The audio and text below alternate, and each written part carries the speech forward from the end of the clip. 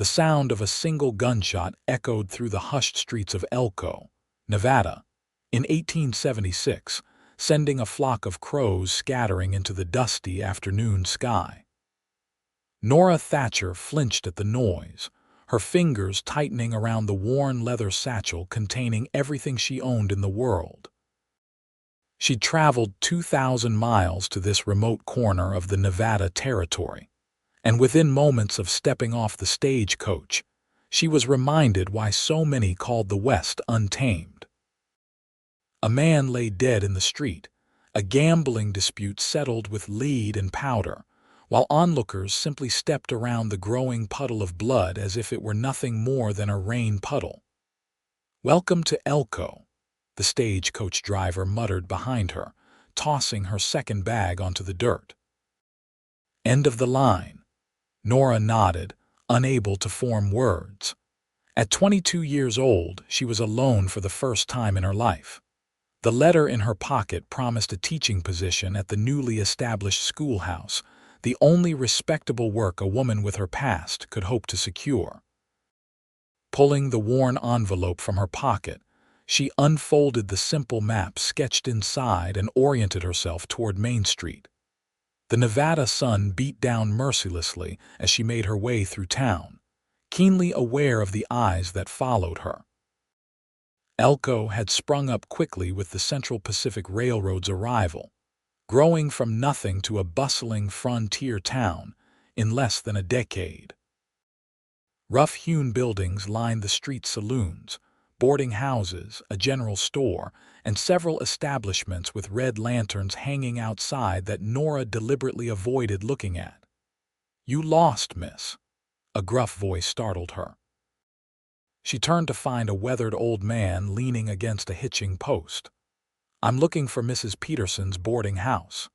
He gestured down the street with his chin. "3 buildings past the general store. Mind yourself, though. Decent ladies don't wander these streets alone." Nora straightened her spine. "I appreciate your concern, but I can manage." The old man shrugged. "Suit yourself." His eyes narrowed slightly, taking in her Eastern clothes and proper speech. "You the new school teacher?" "Yes." She hesitated before adding, "I arrive next week to begin preparations for the term."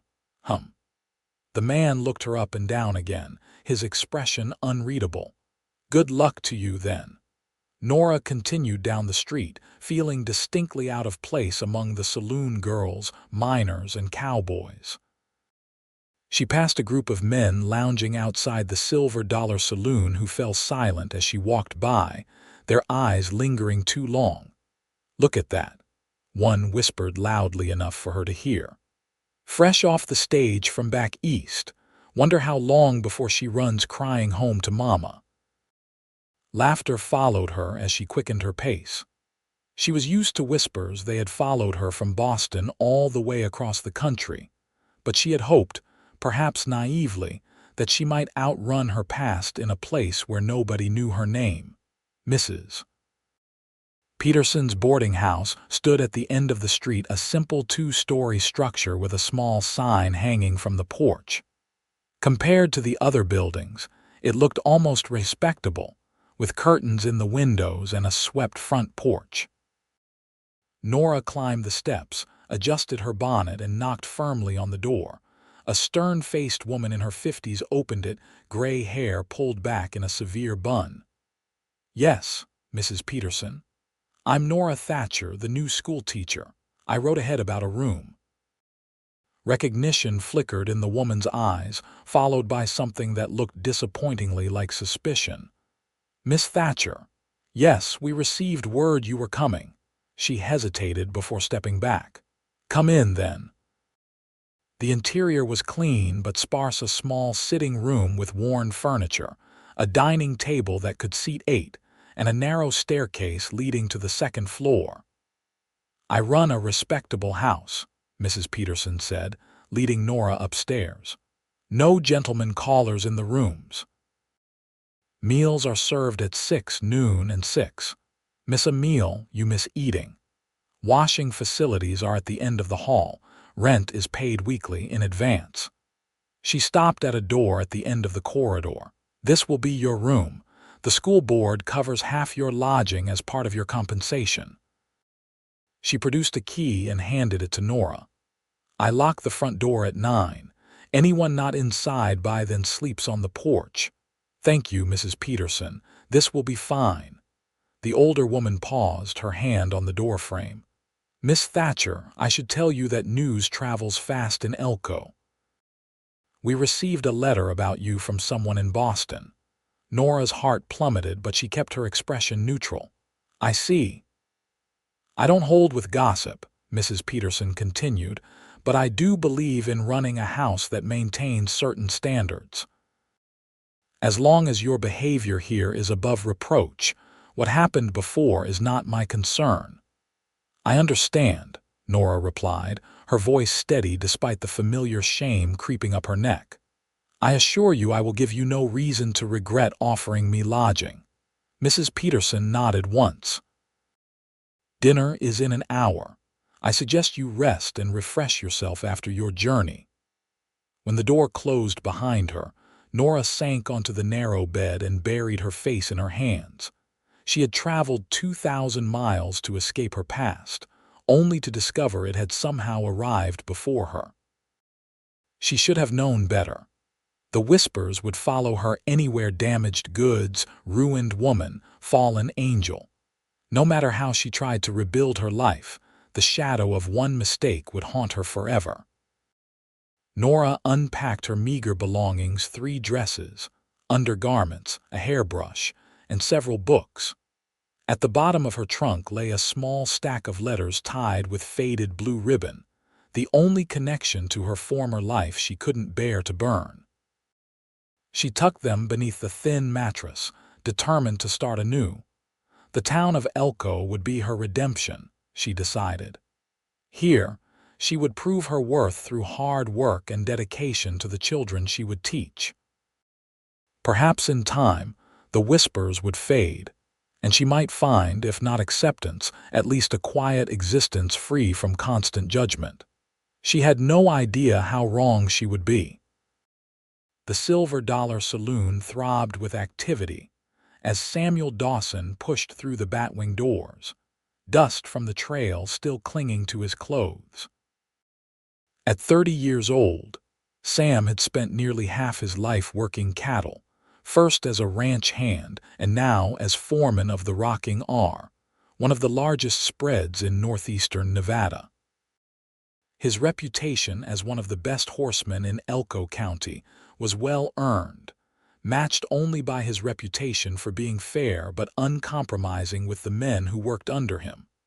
"Dawson," the bartender called out when he spotted Sam. "Thought you boys were out on the North Range for another week." Sam approached the bar, removing his hat to reveal dark hair in need of a trim. "Drought's worse than we expected. Cattle are starving. Mr. Richardson sent me to arrange for hay shipments while we drive the herd to the eastern pastures." "Sounds like trouble," the bartender commented, sliding a whiskey across the bar. Sam downed it in one swallow, welcoming the burn. "It'll be a hard summer if the rains don't come soon. Heard you lost some men after that dust-up with the rustlers last month." Sam's jaw tightened. 3 men dead, good men who'd ridden with him for years, ambushed while moving a small herd to summer pasture. "News travels fast. Always does. Richardson's got you in town recruiting replacements, among other things." Sam glanced around the crowded saloon, noting several cowhands who might be looking for work. "I'll be here through Sunday, then heading back out." The bartender leaned forward, lowering his voice. "Say, you seen the new schoolteacher yet? Arrived today on the afternoon stage." Sam shook his head. "Don't much care about schoolteachers, Bob. You might care about this one. Pretty little thing from back east, but word is she's running from something.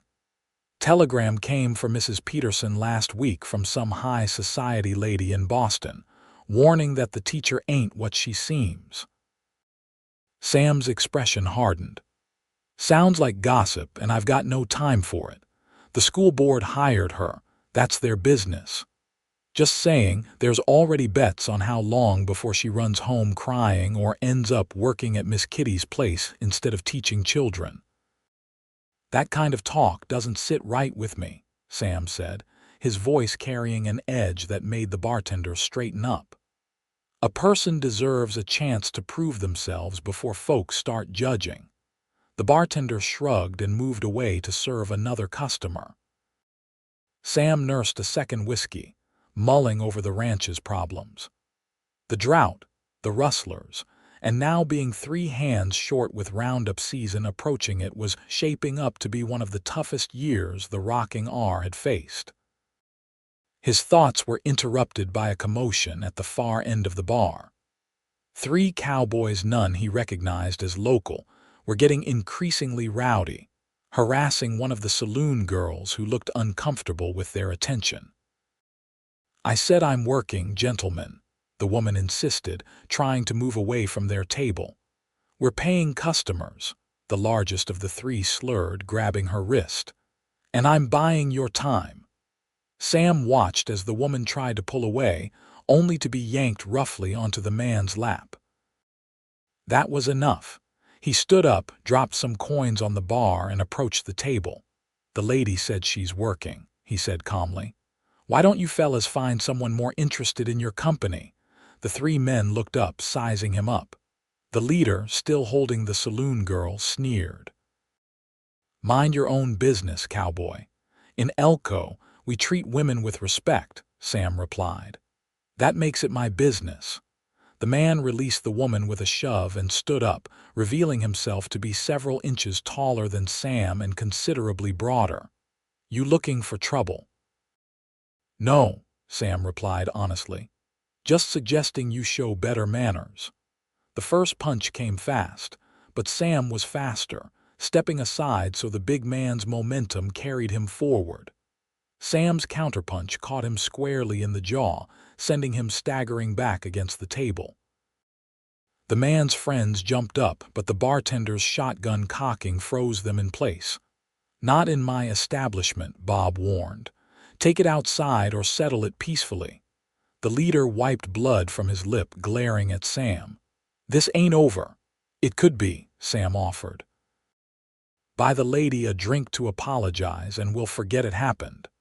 For a tense moment, it seemed the man might refuse, but eventually he reached into his pocket and tossed some coins on the table.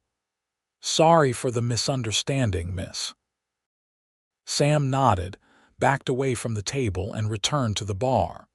The tension in the room gradually dissipated as conversations resumed. "Always playing the knight in dusty armor," Bob commented as he refilled Sam's glass. "One of these days that's going to get you killed," Sam shrugged. "Maybe. But not today." An hour later, Sam left the saloon and headed toward the small hotel where he always stayed when in town. The night air had cooled the streets, bringing welcome relief after the day's heat. As he passed the general store, he noticed a slender figure hurrying in the fading light, a woman carrying what looked like books, her steps quick and purposeful. Something about her caught his attention, the way she carried herself, perhaps, or the determined set of her shoulders. As she passed beneath a street lamp, he caught a glimpse of her profile, delicate and proud. The new schoolteacher, he guessed, remembering the bartender's gossip.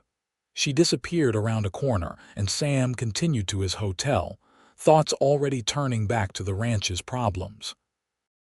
But something about that brief glimpse lingered in his mind, a sense that whoever she was, and whatever had brought her to Elko, there was more to her story than simple gossip could capture. The newly constructed schoolhouse stood at the edge of town, a simple one-room building with rows of rough-hewn desks and a small pot-bellied stove in the corner. Nora stood in the doorway Monday morning, surveying what would be her domain for the coming term. The school board had proudly informed her that Elko now had 47 children of school age, though they expected only about 30 to attend regularly once harvest season ended. Sighing, she rolled up her sleeves and set to work. The floor needed sweeping, the windows washing, and a layer of dust covered everything. A small collection of books donated by various townspeople sat in a crate by the teacher's desk, waiting to be organized. It wasn't much, but it was a start. By midday, she had made considerable progress. The windows now let in streams of sunlight, the floor was swept clean, and she had arranged the books by subject on a small shelf behind her desk. She was working on cleaning the blackboard when she heard the door open behind her. "Miss Thatcher." Nora turned to find a tall man in the doorway, his broad shoulders nearly filling the frame. Dark hair fell across his forehead, and several days' worth of stubble shadowed his jaw. His clothes marked him as a ranch hand or cowboy worn denim, a faded shirt, and boots that had seen better days. Yet something in his bearing suggested authority. "Yes," she replied, brushing chalk dust from her hands. "Samuel Dawson, madam, foreman at the Rocking R." He removed his hat, revealing eyes the color of a summer sky. "I heard you were preparing the schoolhouse and thought you might need some help with the heavier tasks." Nora hesitated. In her week in Elko, she'd already learned to be wary of men's offers of help, which often came with unspoken expectations. "That's kind, Mr. Dawson, but I can manage." He nodded, seemingly unsurprised by her refusal. "I understand, but that stove needs to be properly set before winter, and the chimney likely needs cleaning. I'd hate for the children to be breathing smoke because of a blocked flue." His practical concern seemed genuine, and Nora reconsidered. "I suppose checking the stove would be helpful." "I won't take much of your time," he promised, stepping inside. He crossed to the pot-bellied stove and knelt to examine it, his movements economical and confident. "When do classes begin?" "Next Monday," Nora replied, returning to the blackboard. "Though I'm not certain how many students will attend." "You'll have a full house," Sam assured her. "Folks around here value education, even if they don't always show it. Many of these kids' parents can't read themselves but want better for their children." Nora was surprised by his insight. "You sound like you speak from experience, Mr. Dawson." A brief smile crossed his face. "My father was a rancher who couldn't write his own name. My mother taught all us kids our letters before we could ride." She believed education was the only inheritance that couldn't be stolen or lost to bad luck. "Your mother sounds like a wise woman." She was. His expression softened with memory before he turned his attention back to the stove. "This chimney definitely needs cleaning. I can have it done by tomorrow if you'll permit it." "I would appreciate that," Nora conceded. "Thank you." Sam worked silently for a while, disassembling parts of the stove to check its condition. Nora continued organizing her small classroom, conscious of his presence but surprised at how comfortable the silence between them felt. "If you don't mind my asking," he said eventually, "what brings a Boston-educated woman to teach in Elko? We're not exactly the cultural center of the West." Nora tensed, wondering if he'd heard the whispers that had already begun circulating about her. "I wanted adventure," she replied carefully, "and the opportunity to build something worthwhile." Sam looked up, studying her face as if searching for something deeper than her words. "Both good reasons. Though most who come west seeking adventure find more than they bargained for." "I'm discovering that," she admitted, thinking of the gun violence she'd witnessed her first day and the sideways glances that followed her through town. Sam reassembled the stove and stood brushing dust from his hands.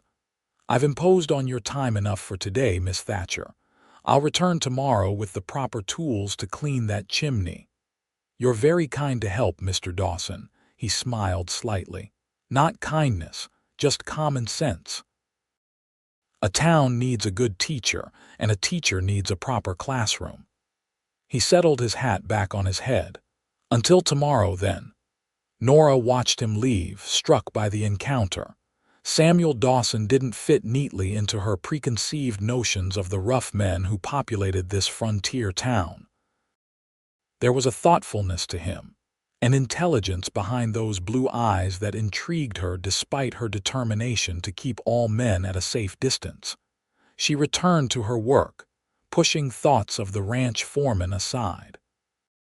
She had come to Elko for a fresh start, not to be distracted by a handsome cowboy, no matter how considerate his manner. The following afternoon, Sam returned as promised, bringing with him the tools needed to clean the chimney.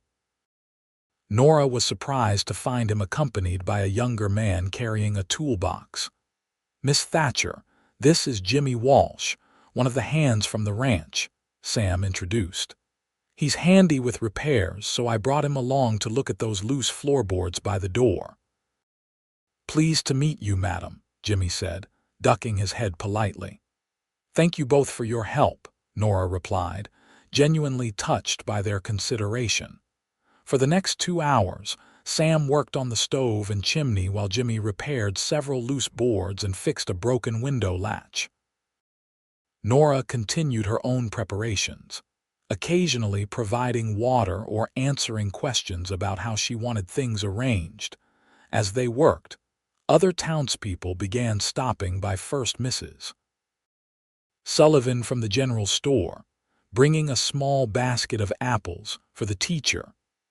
Then Mr. Foster, the blacksmith, who noticed the men working and offered to craft proper brackets for the maps Nora had brought with her. By late afternoon, the schoolhouse had transformed.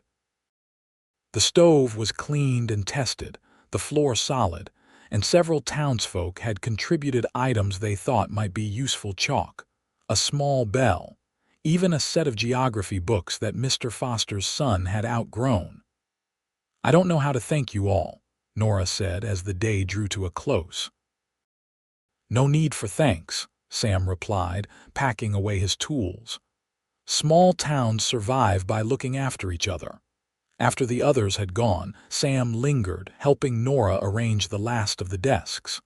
"The children will be lucky to have you as their teacher," he said quietly. "Not everyone would put this much care into preparing for them. Teaching is more than just a job to me," Nora admitted. "It's a chance to make a difference."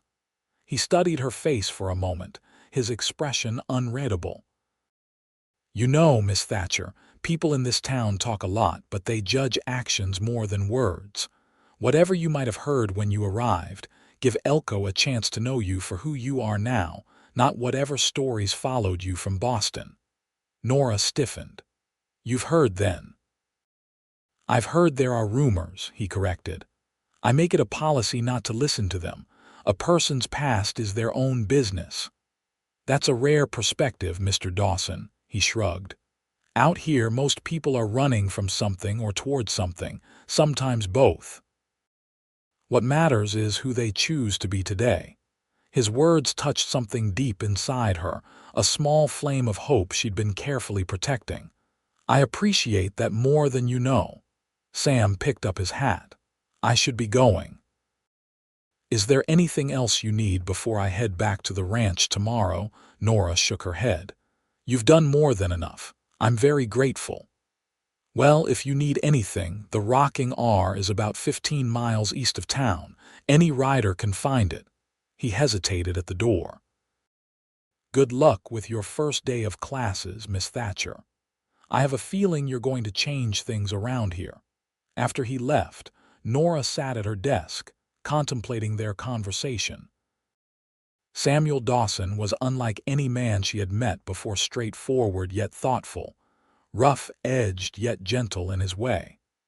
For the first time since arriving in Elko, she felt as though someone had seen her, not just the rumors that preceded her. It was a dangerous feeling, she knew. Hope had betrayed her before. But as she looked around the transformed schoolhouse, evidence of the community's support surrounding her, she allowed herself to believe that perhaps Elko could indeed be the fresh start she so desperately needed. The first day of school arrived with clear skies and a crisp autumn breeze. Nora stood on the schoolhouse steps, nervously straightening her dress as she awaited her students.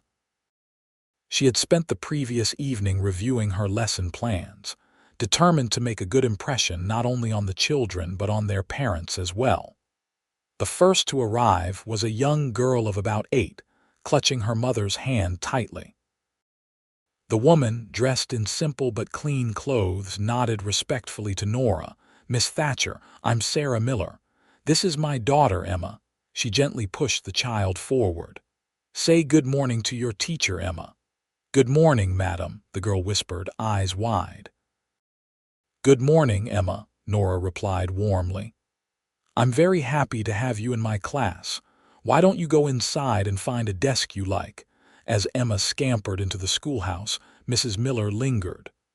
"Miss Thatcher, I want to thank you for coming to teach our children. My husband and I never had much schooling ourselves, but we want better for Emma." "That's why I'm here," Nora assured her. "Every child deserves the chance to learn." More students began arriving, some with parents, others in small groups, a few of the older boys arriving alone with the confident swagger of youth. By 9 o'clock, 27 children ranging from 6 to 16 filled the schoolhouse, their expressions varying from excitement to trepidation to outright suspicion. Nora rang the small bell Mr. Foster had provided, and the room gradually quieted. "Good morning, students. I'm Miss Thatcher, and I'm honored to be your teacher this term." She proceeded with introductions and a brief assessment of what each student already knew. As she suspected, their education levels varied widely. Some could barely recognize their letters, while others had received inconsistent schooling in previous years. The oldest students, particularly the boys, seemed the most resistant, clearly believing their time would be better spent working rather than learning. By midday, Nora had divided the students into 3 groups based on their abilities and set them to appropriate tasks, the youngest practicing letters, the middle group reading simple passages, and the oldest tackling more advanced work in arithmetic and composition.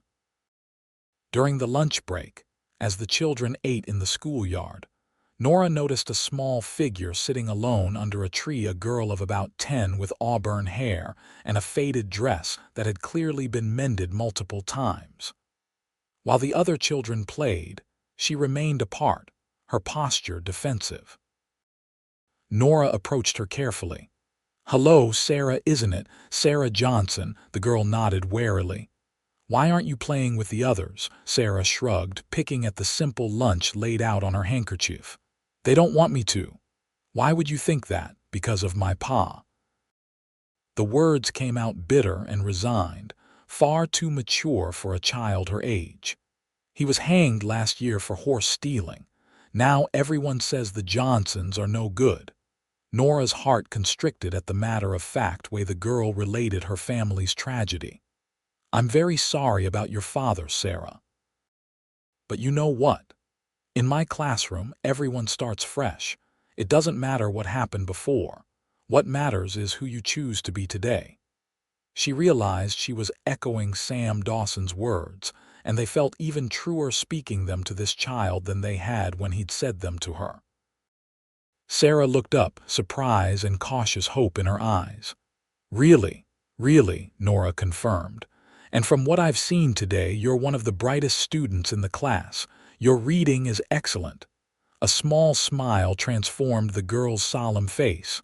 "Ma taught me. She says education is the only way out for girls like me." "Your mother sounds very wise." Nora sat beside her. "Would you like to help me with the younger students sometimes? Teaching others is one of the best ways to learn." Sarah nodded eagerly. "I'd like that." When the school day ended, Nora stood at the door bidding farewell to her students, pleased with how the first day had gone despite some challenges. She noticed Sarah walking home with a lighter step, even conversing with Emma Miller as they headed in the same direction. As the schoolyard emptied, Nora was surprised to see a familiar figure approaching on horseback, Samuel Dawson, looking trail-worn but smiling as he dismounted. "Mr. Dawson," she greeted him. "I thought you'd return to the ranch." "I had some business with the banker that took longer than expected," he explained. "Thought I'd see how your first day went before heading back." "It went well, I think," she replied, touched by his interest. 27 students, all with different needs and abilities, but eager to learn. "That's a good turnout," he said approvingly. "The Peterson boys come. They're a handful," Nora laughed. "Yes, Tommy and John Peterson are indeed spirited, but they settled down once I gave them some challenging work." Sam nodded knowingly. "Smart approach. Those boys need to feel useful or they'll find trouble to occupy themselves." "You seem to know the children well," Nora observed. "Most of them. The Rocking R employs quite a few of their fathers." He hesitated before continuing. "Miss Thatcher, I actually came for another reason as well. The ranch is hosting a harvest social this Saturday, just a simple gathering with food and music. As the new school teacher, you'd be an honored guest. Mrs. Richardson asked me specifically to invite you." Nora hesitated. A social gathering meant more scrutiny, more opportunities for whispers. Yet refusing would only fuel speculation about why the new teacher kept to herself. "That's very kind," she replied carefully, "but I'm not sure I should attend. I still have so much preparation to do for classes." "The work will wait," Sam said gently. "And meeting your students' families in a social setting might make your job easier. Besides," he added with a hint of a smile, "Mrs. Richardson makes the best apple pie in 3 counties. It would be a shame to miss it." There was something in his expression and earnestness, a genuine desire for her to be included that weakened her resolve. "Very well, Mr. Dawson. I would be honored to attend." "Excellent. I'll arrange transportation for you. The ranch is too far to travel alone." As he mounted his horse, Sam paused, looking down at her with those penetrating blue eyes. "You did something important today, Miss Thatcher. You gave these children a glimpse of a world beyond Elko. Don't underestimate the power of that gift." Before she could respond, he tipped his hat and rode away, leaving Nora standing in the schoolyard with a curious warmth spreading through her chest, despite the cool autumn air. The Rocking R spread across thousands of acres of Nevada rangeland, its sprawling main house visible for miles across the sagebrush flats. As the wagon carrying Nora approached, she marveled at the size and prosperity evident in the well-maintained fences, the sturdy outbuildings, and the hundreds of cattle grazing on the surrounding hills. Mr. Peterson, the father of her 2 most rambunctious students, had offered to drive her to the social, along with his wife and children. The family had been welcomingly chatty during the journey, providing Nora with a steady stream of local gossip and information about the Richardsons, who owned the Rocking R. "Walter Richardson came out here with nothing but a dream 30 years ago," Mrs. Peterson explained. "Now he's the biggest cattleman in northeastern Nevada. And his wife, Elizabeth, she's from San Francisco, originally brought culture with her, they say." "And Samuel Dawson," Nora found herself asking. "Has he worked for them long?" Mr. Peterson nodded. "Going on 10 years now. Started as a regular hand but proved himself indispensable. They say he can read cattle better than any man alive, knows when they're sick before they do themselves. Richardson trusts him with everything. He's a good man," Mrs. Peterson added meaningfully. "Not one for saloons or gambling like some cowboys. Sends half his pay to his widowed mother back in Missouri." Nora wondered why Mrs. Peterson felt the need to emphasize these positive qualities to her, but was spared further contemplation as they arrived at the ranch house. The yard was already filled with wagons and horses, and the sounds of music and laughter drifted from a large barn where the celebration was being held. Inside, the barn had been transformed with lanterns, autumn decorations, and long tables laden with food. At least 50 people mingled, some dancing to the music provided by a small band in the corner, others gathered in conversation groups. Children darted between the adults, playing elaborate games of their own invention. Miss Thatcher, a stately woman in her 50s, approached, her gray-streaked dark hair elegantly arranged. "I'm Elizabeth Richardson. We're so pleased you could join us." "Thank you for inviting me, Mrs. Richardson," Nora replied, accepting the woman's outstretched hands. "Your ranch is magnificent." "We're proud of what we've built here," Elizabeth acknowledged. "And education has always been important to us. We're grateful you've come to teach our community's children." She introduced Nora to her husband, Walter, a barrel-chested man with a booming laugh, and several other prominent ranch families. Nora found herself welcomed more warmly than she had expected, though she noticed occasional whispers and glances that suggested her reputation had preceded her even here. She was speaking with the local doctor and his wife when she spotted Samuel across the room. He was dressed more formally than she had seen him before, a clean white shirt, dark vest, and his hair neatly combed. He was engaged in conversation with Mr. Richardson and several other men, his posture attentive and respectful. As if sensing her gaze, he looked up, their eyes meeting across the crowded room.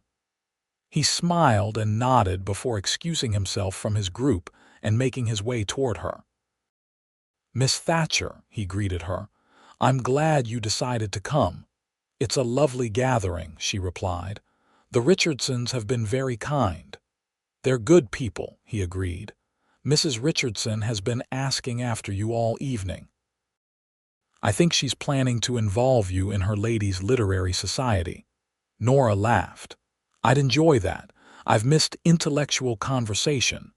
"Then you're speaking to the wrong cowboy," Sam said with a self-deprecating smile. "My education ended rather abruptly when my father died and left us with a struggling farm." "Yet you quote Shakespeare," Nora observed, recalling a reference he had made earlier in the week. His eyebrows rose in surprise. "You notice that?" "I'm a teacher, Mr. Dawson. I notice when someone is more educated than they claim to be." A slight flush colored his cheeks. "My mother insisted we read classics in the evenings. She believed there was no excuse for ignorance, even on a remote farm." "She sounds remarkable." She was. His expression softened with memory. "Would you like to see something? It won't take long, I promise." Intrigued, Nora nodded. Sam led her outside into the cool evening air, away from the noise and warmth of the barn. The stars blazed overhead, more brilliant than she had ever seen them back east. "This way," Sam guided her toward a small hill behind the main house. "Watch your step on the path." They climbed in companionable silence until they reached the summit. Below them stretched the Richardson Ranch, lanterns marking the main buildings like earthbound stars. Beyond that, the vast Nevada landscape rolled away toward distant mountains, silver in the moonlight. "This is breathtaking," Nora whispered, not wanting to disturb the pristine quiet. "This is why I stayed," Sam said simply. "I came west like thousands of others looking for opportunity. Found work, moved around, but the first time I stood on this hill and saw this land stretching out like it might go on forever." He shook his head. "Something in me knew I was home." Nora understood perfectly. Despite her short time in Nevada, she had already fallen under the spell of its harsh beauty, so different from the manicured landscapes of Massachusetts. "Thank you for showing me this," she said softly. "I thought you might appreciate it." Sam turned to face her, his expression suddenly serious in the moonlight. "Miss Thatcher, Nora, I want you to know that whatever brought you to Elko, I'm glad you came. This town needs someone like you." The use of her first name startled her, but not unpleasantly. "Someone like me. Someone who sees potential where others might not. I've watched how you've treated Sarah Johnson this week like she's more than just the daughter of a hanged horse thief. The other children have noticed too." Nora was surprised he knew such details about her classroom. "You've been keeping informed about my teaching." He looked slightly embarrassed. "People talk, and I ask. I'm interested in how you're getting on." The admission warmed her more than it should have. "Mr. Dawson, Sam," he corrected. "When we're not in town, I'd like it if you called me Sam." "Sam," she conceded, the name feeling intimate on her tongue. "Why are you being so kind to me? You must have heard the rumors." He was quiet for a long moment, looking out over the moonlit landscape. "My father was a hard man," he finally said, "quick to judge, slow to forgive.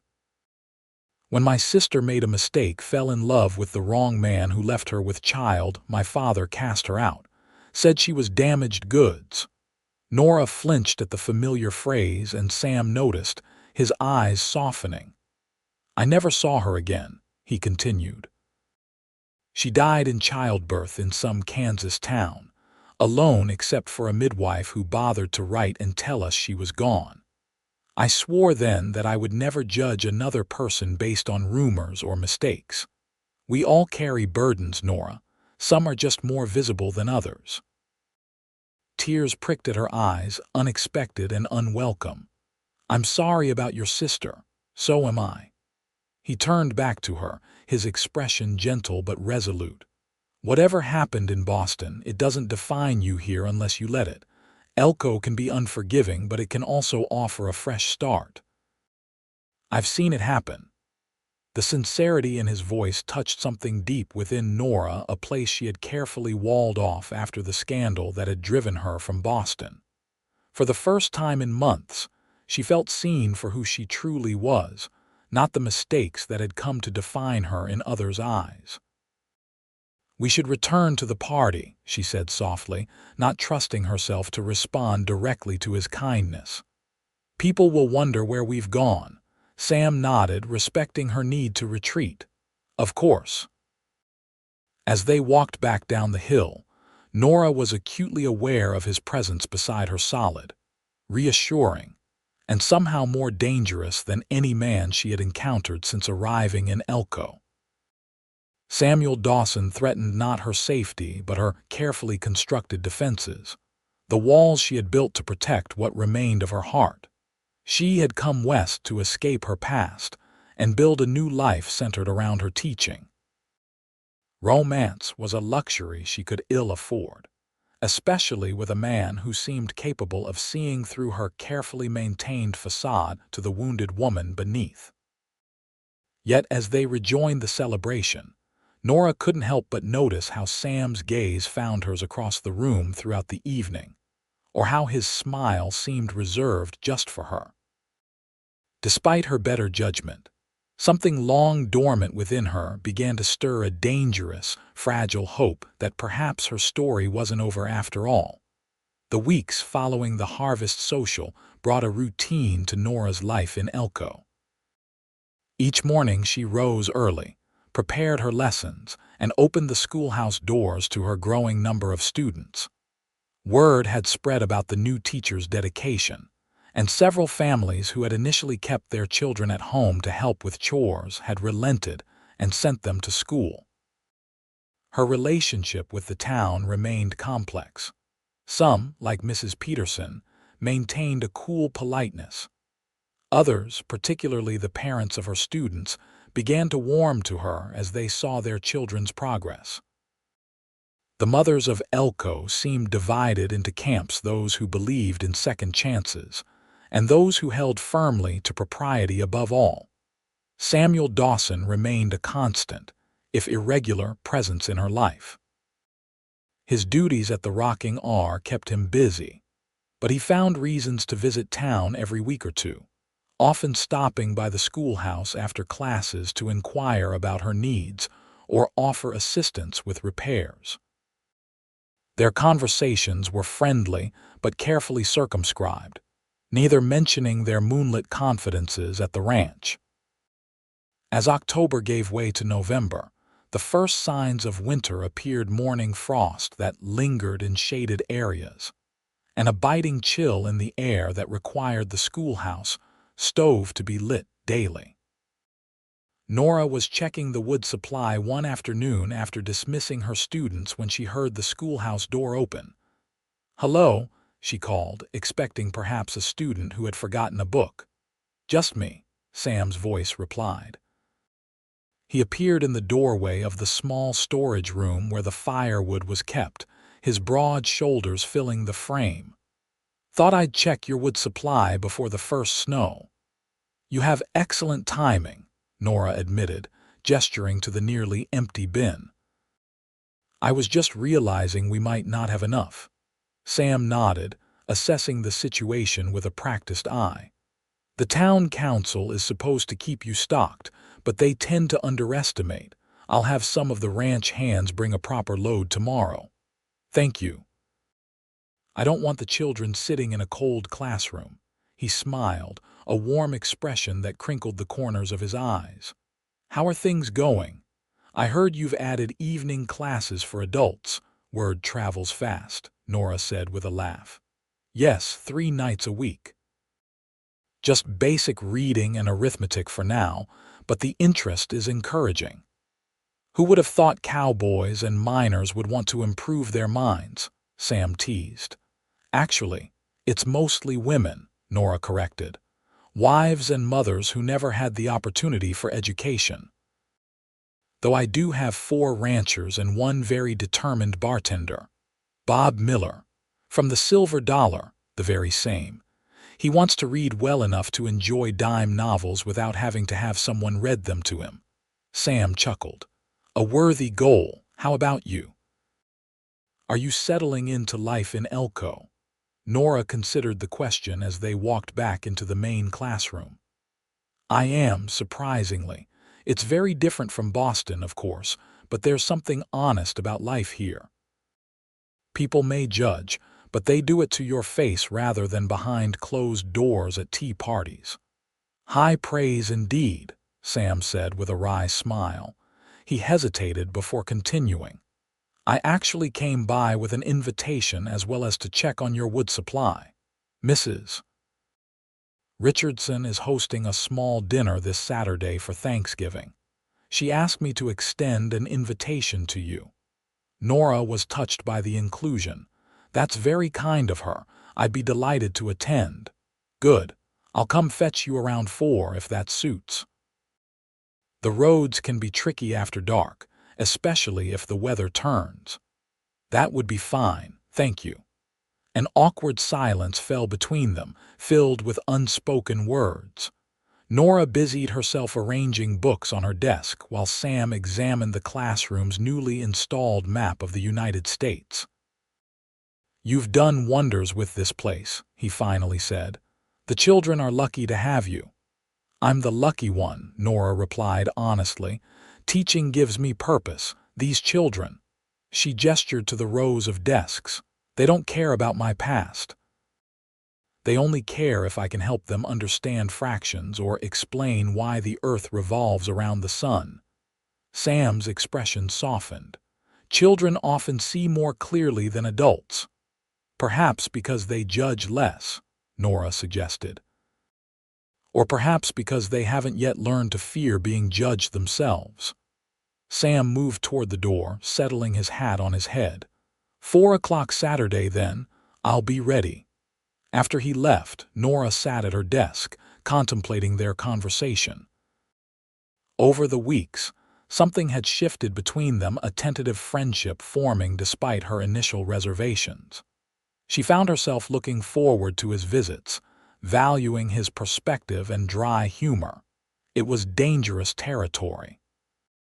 She had come to Elko to rebuild her life, not to risk her heart again.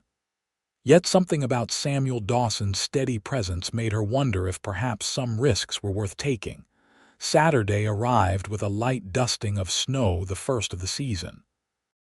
Nora spent the morning helping at the newly established town library, a project spearheaded by Mrs. Richardson that had quickly become Nora's passion as well. The small collection of donated books was housed in a corner of the town hall, but plans were underway for a proper building by spring. At precisely 4 o'clock, a knock at her boarding house door announced Sam's arrival. Mrs. Peterson answered, her expression carefully neutral as she showed him into the small sitting room where Nora waited. "Mr. Dawson," the older woman greeted him with cool politeness. "I trust you'll have Miss Thatcher back at a reasonable hour. We lock the doors at 9 sharp." "Yes, madam," Sam replied respectfully, though Mrs. Richardson has offered Miss Thatcher a guest room if the weather worsens and travel becomes difficult. Mrs. Peterson's lips tightened disapprovingly, but she said nothing further, retreating to the kitchen with a meaningful glance at Nora. "She doesn't approve of me," Sam observed quietly once they were alone. "She doesn't approve of anyone," Nora assured him. "Especially anyone who might threaten her established order." "And do I threaten her established order?" The question hung in the air between them, laden with unspoken meaning. Before Nora could formulate a response, Mrs. Peterson returned with Nora's coat, an appointed reminder about the time. The journey to the rocking R passed pleasantly, Sam's wagon well equipped with warm blankets against the chill. As they traveled, he pointed out landmarks and shared stories about the area's history, painting a vivid picture of how the land had shaped the people who settled it. "You sound like you love this country," Nora observed. "I do," he admitted readily. "It's harsh sometimes, unforgiving even, but honest in its way. The land doesn't care who your parents were or what mistakes you've made. It only cares if you respect its power and work with what it gives you." A lesson many people could benefit from learning. Sam glanced at her, his expression thoughtful. "You know, you've changed since you arrived in September." "Have I?" Nora wasn't sure whether to be flattered or concerned by his observation. "You've grown more confident. The first day we met, you looked ready to bolt at the slightest provocation. Now you stand your ground, even with Mrs. Peterson." Nora laughed. "Standing one's ground with Mrs. Peterson is a survival skill in that boarding house." "Still," he persisted, "you've bloomed here. Like those desert flowers that only appear after rain, surprising and beautiful when they emerge." The compliment brought warmth to Nora's cheeks, despite the cold air. "Thank you. I think perhaps I needed Elko as much as the children needed a teacher." The Thanksgiving dinner at the Richardson Ranch was a warm affair, with 12 guests gathered around the long dining table. The food was plentiful and expertly prepared, the conversation lively and engaging. To Nora's surprise, she was seated beside Mrs. Richardson, with Sam across the table. "We're so pleased with what you've accomplished with the school, Miss Thatcher," Mrs. Richardson said as the main course was served. "Walter and I have long believed that education is essential for the future of this community." "Thank you," Nora replied. "The children are eager to learn, which makes my job a joy." Not all the town council shared our enthusiasm for hiring a female teacher from the East, Mrs. Richardson continued, lowering her voice slightly. "Some thought it an unnecessary expense. Others worried about, well, propriety." Nora tensed, wondering if Mrs. Richardson was alluding to the rumors about her past. "But I insisted," the older woman continued firmly. "Women bring a perspective to education that men often lack, especially for our younger students. And I must say, you've exceeded even my highest expectations." Relief flooded through Nora. "I'm grateful for your support, Mrs. Richardson," Elizabeth pleased, "and I must confess to an ulterior motive in inviting you tonight." She glanced around the table before continuing. "The library project needs someone with your organizational skills. I was hoping you might consider taking on a larger role in its development." "I'd be honored," Nora replied sincerely. "The library is exactly what this community needs." "Excellent. We'll discuss details later. For now, enjoy your dinner. My cook has outdone herself with the turkey." Throughout the meal, Nora was aware of Sam watching her from across the table, his blue eyes warm whenever their gazes met. The conversation flowed easily, touching on everything from cattle prices to Eastern politics to the merits of various literary works. Nora found herself engaged in spirited debate about Charles Dickens with Walter Richardson, who proved to be surprisingly well-read for a cattle baron. After dinner, the party moved to the drawing room, where Mrs. Richardson's piano provided entertainment. Several guests took turns playing or singing, and Nora was persuaded to perform a piece she remembered from her school days. As the evening progressed, Sam found a moment to speak with her privately while the others were distracted by a lively rendition of a popular song. "You've made quite an impression on Mrs. Richardson," he observed. "The library project is her pet passion." "It's becoming mine as well," Nora admitted. "Books were my refuge growing up. I'd like to provide that same opportunity to the children of Elko, and to former children like myself." He asked with a smile, "You read much, Sam?" The use of his first name still felt intimate, but came more naturally now. "More than most cowboys," he admitted, "though my tastes run more to practical manuals and history than fine literature. There's value in all forms of reading." He smiled at that, a diplomatic answer worthy of a teacher. "A truthful one," she corrected. "Education isn't just found in leather-bound classics." Their conversation was interrupted by Walter Richardson calling for everyone's attention. "Friends, as we celebrate this Thanksgiving, I'd like to propose a toast to new beginnings and the future of Elko. We're blessed to have fine additions to our community like Miss Thatcher, who reminds us that civilization isn't just about buildings and railroads, but about nurturing minds and spirits." Glasses were raised, and Nora felt a surge of belonging she hadn't experienced since leaving Boston. Here, among these people, she was being judged by her contributions rather than her mistakes. The feeling was both exhilarating and terrifying. The evening ended with reluctant goodbyes as the snow began falling more heavily outside. Several guests decided to accept the Richardsons' offer of overnight accommodations rather than risk the worsening roads.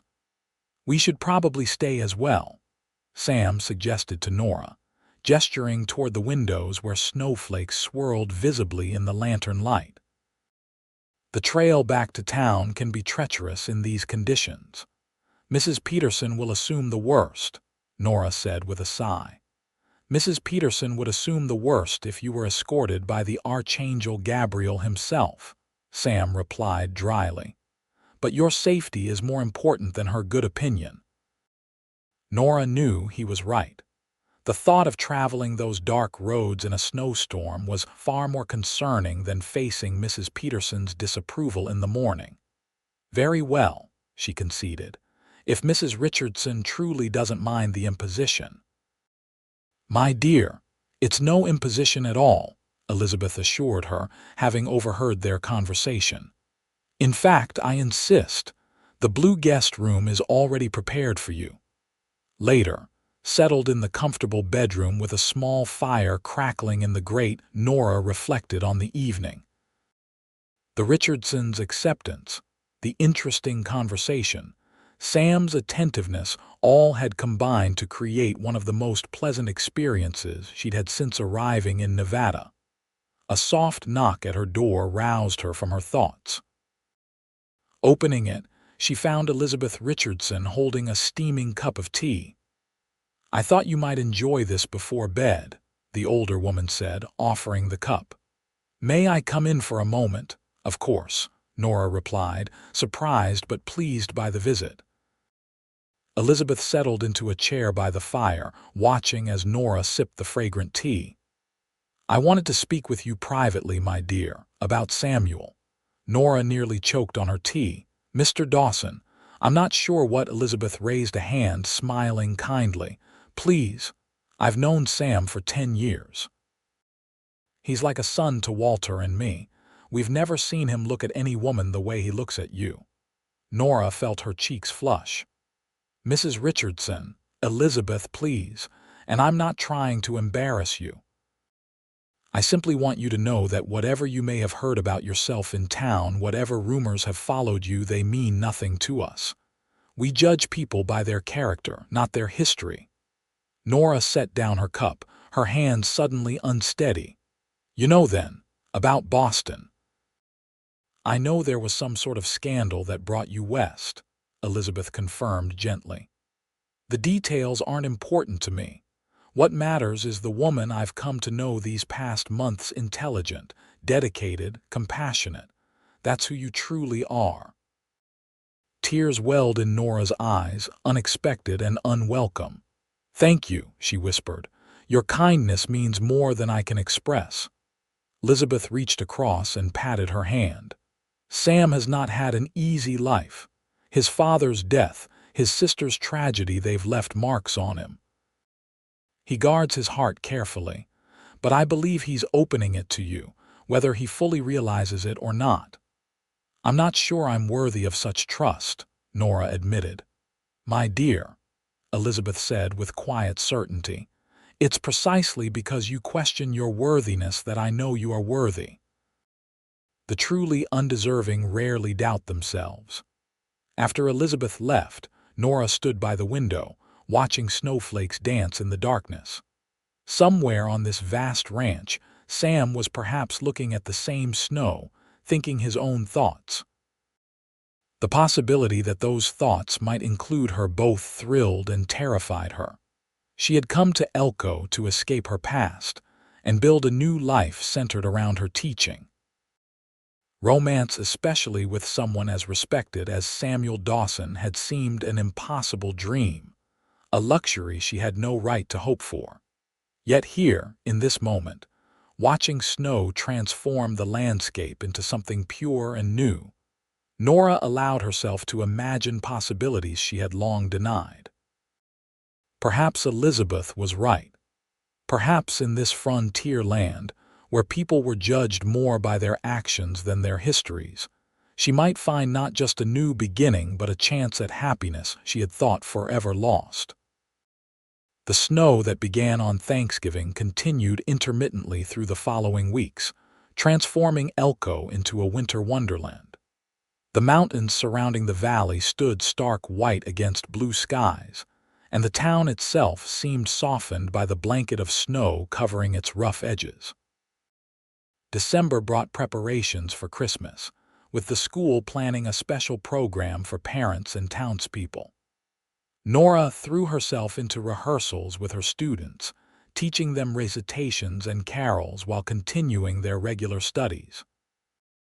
Her adult evening classes had grown to include 15 regular attendees, including, to her surprise, Mrs. Peterson, who had reluctantly admitted she wished to improve her reading skills to better enjoy her Bible study.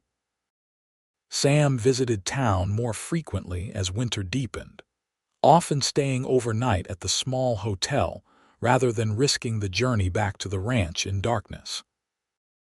Each visit included time at the schoolhouse bringing firewood, fixing a leak in the roof, or simply stopping by to inquire about Nora's needs.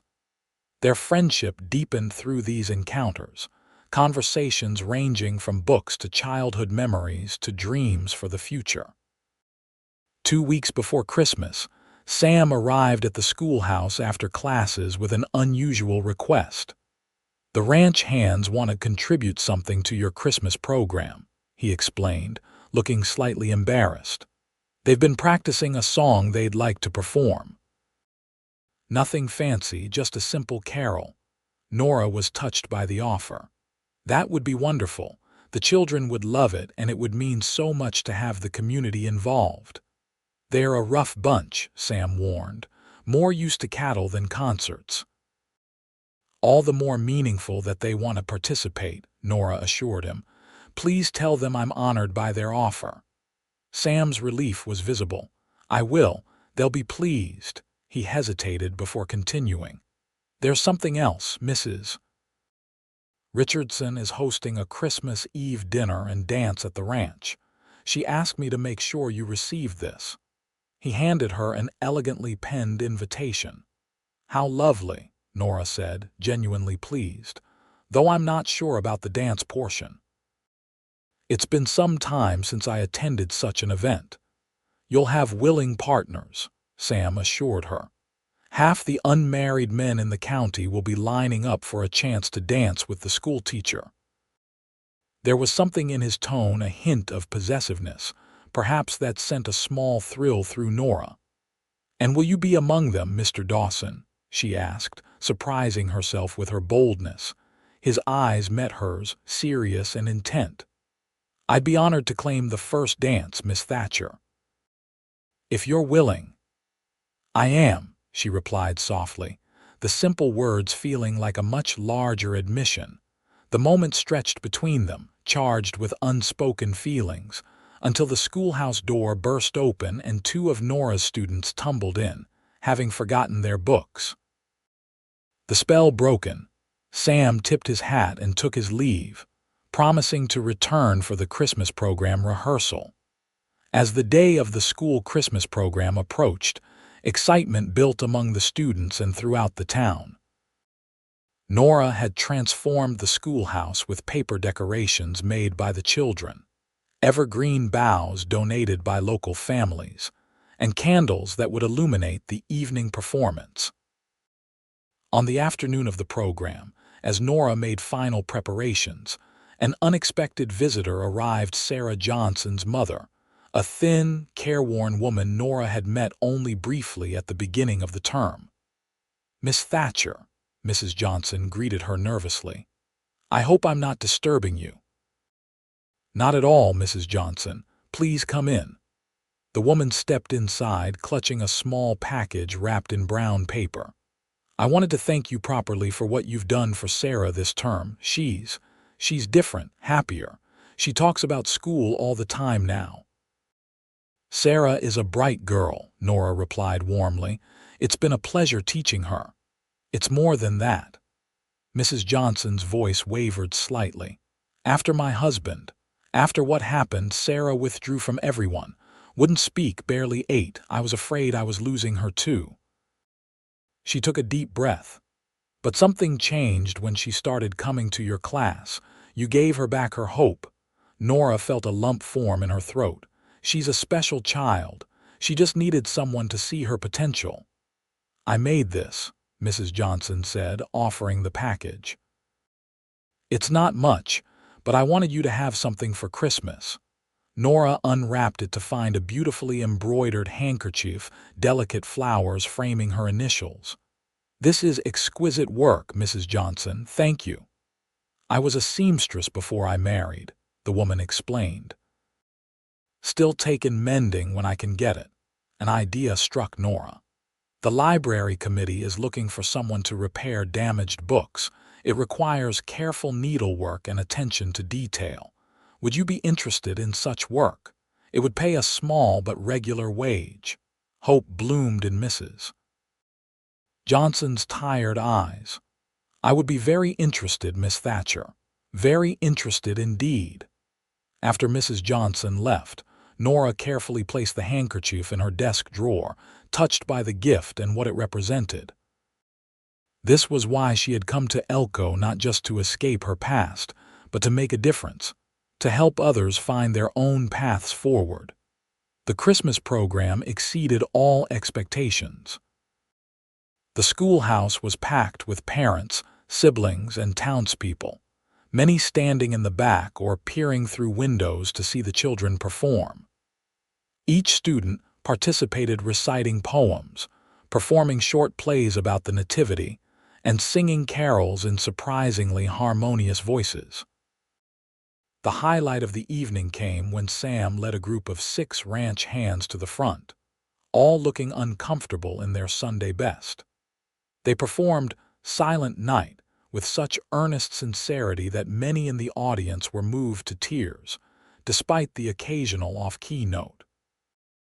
As the program concluded with all the children singing "Joy to the World," Nora looked out at the assembled community parents beaming with pride, neighbors sharing the simple pleasure of children's voices raised in song, even the town's more dubious characters standing respectfully in the back. In that moment, she felt truly part of Elko, accepted and valued for her contribution rather than judged for her past. After the audience dispersed, and the last child had gone home with proud parents, Sam stayed behind to help Nora extinguish candles and tidy the schoolhouse. "That was quite an evening," he said, carefully snuffing the last candle. "You should be proud of what you've accomplished." "The children did all the work," Nora demurred. "I just guided them." "That's what good teaching is," Sam pointed out, "and good leadership. You've become an important part of this community, Nora. I hope you realize that." She looked around the now quiet schoolhouse, thinking of the faces that had filled it earlier, children eager to perform, parents proud to watch, townspeople united in celebration. "I'm beginning to," she admitted. Sam moved closer, his expression serious in the dim light of the single remaining lantern. "I have something for you, a Christmas gift. I wasn't sure when I'd have the chance to give it to you privately." He reached into his coat pocket and withdrew a small package wrapped in silver paper. "It's not much," he said, suddenly seeming uncertain, "but I saw it and thought of you." Nora carefully unwrapped the gift to reveal a small leather-bound book. Opening it, she found blank pages of high-quality paper. "It's beautiful," she said, running her fingers over the soft leather cover. "I thought you might use it for your ideas for the library," Sam explained. "Or for your own writing. You mentioned once that you used to write poetry." The fact that he had remembered such a casual comment, shared weeks ago during a conversation about books, touched her deeply. "Thank you, Sam. This is perfect." Their eyes met in the lantern light, and something shifted between them, the careful distance they had maintained giving way to a more powerful attraction. Neither could deny any longer. Sam reached out slowly, giving her time to retreat if she wished, and brushed a strand of hair from her cheek. His fingers lingered against her skin, warm and gentle. "Nora," he said softly, her name almost a prayer on his lips. She knew she should step back, maintain the propriety expected of a schoolteacher, but found herself unable to move, drawn to him by a force stronger than caution or convention. When his lips met hers, the kiss was gentle, questioning rather than demanding. Nora responded with a passion that surprised them both, her hands moving to his shoulders as his arms encircled her waist, drawing her closer. The kiss deepened, months of unspoken feelings finding expression in this moment of connection. When they finally parted, both were breathing unevenly, still standing close enough to feel each other's warmth. "I've wanted to do that since the harvest social," Sam admitted, his voice rough with emotion. "I've wanted you to," Nora confessed, surprising herself with her honesty. He smiled, touching her cheek with tender reverence. "We should get you back to your boarding house before Mrs. Peterson sends out a search party." The mention of Mrs. Peterson's name broke the spell, reminding Nora of her precarious position in Elko society. As the schoolteacher, her behavior was held to the highest standard. A romance with Samuel Dawson, while not inappropriate given their ages and unmarried status, would nonetheless become the subject of town gossip. "You're right," she said reluctantly, stepping back. "It's getting late." Sam seemed to read her thoughts. "I know your situation is complicated, Nora. I would never do anything to jeopardize your standing in the community. If you want to pretend this never happened, no," she interrupted firmly. "I don't want to pretend, but we should be careful, for now." He nodded, understanding in his eyes. For now, he agreed, the words a promise rather than a concession. As they walked through the quiet, snow-covered streets toward her boarding house, Sam kept a proper distance between them, though his occasional glances conveyed all the feelings words could not. At her door, he bowed formally, the perfect gentleman for any watching eyes, but the intensity in his gaze as he bid her good night spoke of deeper emotions than mere friendship. Inside her room, Nora touched her lips, still feeling the warmth of his kiss. She had come to Elko seeking redemption and a fresh start. She hadn't expected to find love, especially not with a man like Samuel Dawson, a man respected throughout the community, a man who could have his choice of women unencumbered by scandalous pasts. Yet he had chosen her, had seen beyond the whispers and rumors to the person she truly was. For the first time since the scandal that had driven her from Boston, Nora allowed herself to hope that perhaps her future might hold more than lonely dedication to her profession. Perhaps it might include love after all. Christmas Eve at the Richardson Ranch was a spectacle unlike anything Elko had seen before. The main house was decorated with evergreen boughs, red ribbons, and dozens of candles. A massive tree stood in the drawing room, adorned with ornaments Elizabeth Richardson had collected over decades. In the large barn, cleared for dancing, lanterns hung from the rafters, casting a warm glow over the festivities. Nora arrived with several other townsfolk, having accepted a ride in Mr. Foster's wagon, rather than traveling alone with Sam, a concession to propriety after their kiss in the schoolhouse. She wore her best dress, a deep blue wool with subtle trim that had been among the few fine things she'd brought from Boston. Elizabeth Richardson greeted her warmly, drawing her into the house where 30 or more guests were already enjoying refreshments before the dancing began. "You look lovely, my dear," the older woman said approvingly. "I believe a certain ranch foreman will be quite taken with that shade of blue." Nora blushed, wondering if Elizabeth had somehow divined the change in her relationship with Sam. "Thank you for including me in your celebration," she replied, deflecting the comment. "Nonsense. You're practically family now," Elizabeth insisted, guiding her through the crowd. "Come, there are several people I want you to meet." For the next hour, Nora found herself engaged in conversation with various guests, some from neighboring ranches, others who had traveled from as far as Carson City for the Richardson Christmas celebration. She kept watch for Sam but didn't see him among the gathering.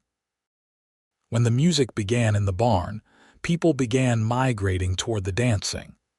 Nora followed, still scanning the crowd for Sam's familiar figure. Her search was interrupted by Walter Richardson, who gallantly requested the first dance. "My wife tells me you've made remarkable progress with the library project," he said as they joined the other couples. "She's quite impressed with your organizational abilities."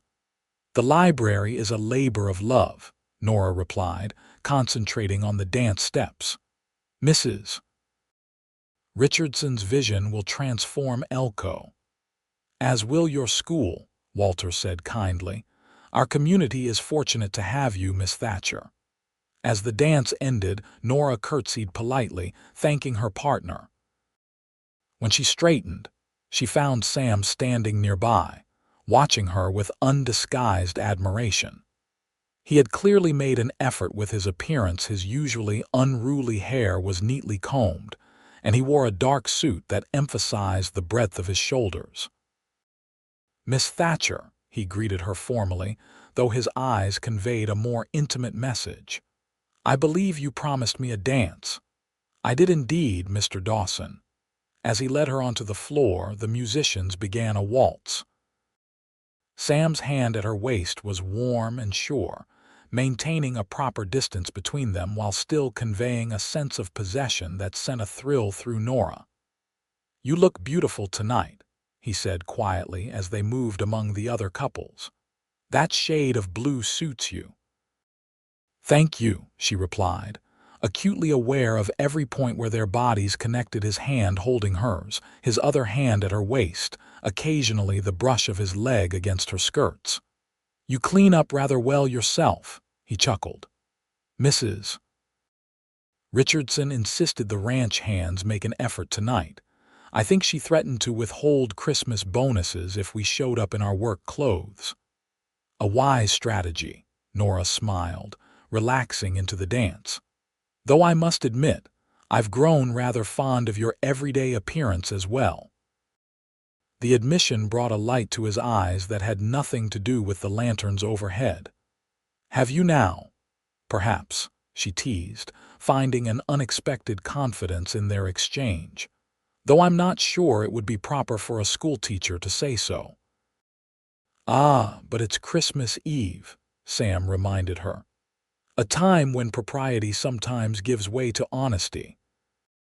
The music swelled around them, and Nora allowed herself to be fully present in the moment, the warmth of Sam's hand in hers, the rhythm of their movements together, the connection that seemed to deepen with each turn around the floor. "I've been thinking about our conversation at the schoolhouse," Sam said, his voice low enough that only she could hear. "About being careful." "And," Nora prompted when he didn't continue immediately, "and I understand your concerns. Your position in the community is important, and gossip spreads quickly in a town like Elko." He guided her through a turn, his movements sure and graceful despite his cowboy background. "But I want to be clear about my intentions, Nora. I care for you deeply. This isn't a passing fancy for me." His directness took her breath away. "Sam, you don't need to say anything now," he assured her. "I know your past is complicated. I know you came here seeking a fresh start, not romance. I just want you to know that whenever you're ready, if you're ever ready, I'll be here." The music ended before Nora could formulate a response, leaving his declaration hanging between them as they separated and bowed to each other in the formal conclusion of the dance. The evening progressed with food, more dancing, and the exchange of gifts among the Richardson household and their closest friends. Throughout it all, Nora was aware of Sam's presence, sometimes nearby, sometimes across the room, but always connected to her by an invisible thread of understanding. As the celebration began to wind down near midnight, Elizabeth announced a final tradition: a short walk to the top of the hill behind the house to watch for the Christmas star. Guests bundled into coats and mufflers, following lantern-bearing ranch hands along the path Nora remembered from her first visit. At the summit, the group spread out to gaze at the clear winter sky, brilliant with stars. Sam found his way to Nora's side, offering her an extra blanket against the cold.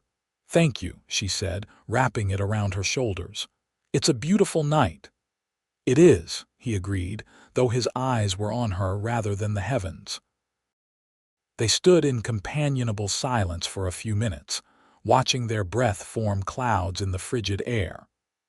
Around them, other guests pointed out constellations, or simply enjoyed the peaceful moment away from the noise and heat of the celebration. "Sam," Nora finally said, her voice quiet but determined, "what you said earlier about your intentions." "I meant every word," he assured her. "I know you did, and I want to be equally honest with you." She took a deep breath, gathering her courage. "My past is complicated.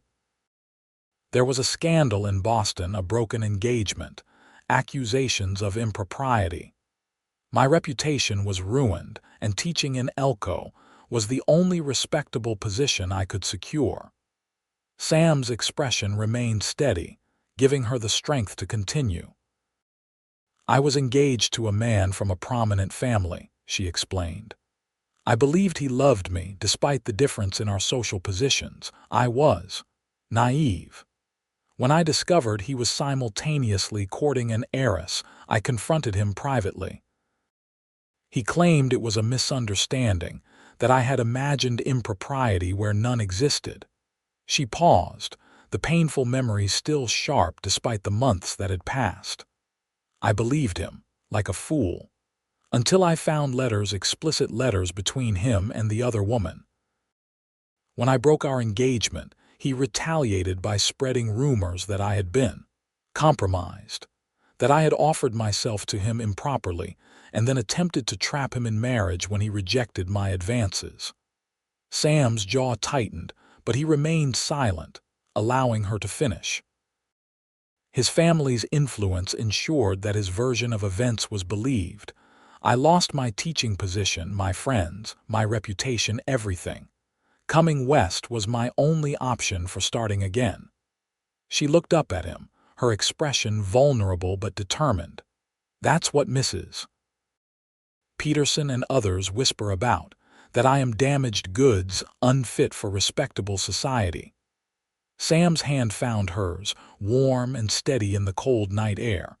And is any of it true? Were you compromised? No, Nora said firmly. I maintained my virtue, though that hardly mattered once the rumors began. In society's eyes, even the suggestion of impropriety was enough to ruin me. Then nothing else matters, Sam said simply. Not to me. His unwavering acceptance brought tears to her eyes. It should matter, Sam. Associating with me could damage your own reputation. The Richardsons trust in you. The Richardsons know true character when they see it, Sam interrupted gently. As do I. What happened in Boston was a betrayal by a dishonorable man, nothing more. It doesn't define who you are, Nora. He turned to face her fully, taking both her hands in his. From the moment I met you, I saw someone determined to build something meaningful despite whatever had driven her west. I saw courage and compassion and intelligence. That's who you are to me. Not rumors, not gossip, not someone else's lies. A single tear escaped, trailing down Nora's cheek. Sam brushed it away with his thumb, his touch infinitely gentle. I'm falling in love with you, Nora Thatcher. Not despite your past, but because of who you've become through it all. The declaration, spoken beneath a canopy of stars on Christmas Eve, broke through the final barriers around Nora's heart. I think I'm falling in love with you too, she whispered, the words both frightening and freeing. But I'm afraid of what people will say, afraid of losing everything I've built here if the school board decides I'm unsuitable. We'll face whatever comes together, Sam promised, one step at a time. In that moment, with the vast Nevada sky above them and the ranch lights twinkling below, Nora chose to believe him, to trust not just in his feelings but in the possibility that she deserved happiness after all she had endured. As if sealing their silent pact, Sam leaned forward and kissed her gently, a brief touch of lips that conveyed tenderness rather than passion.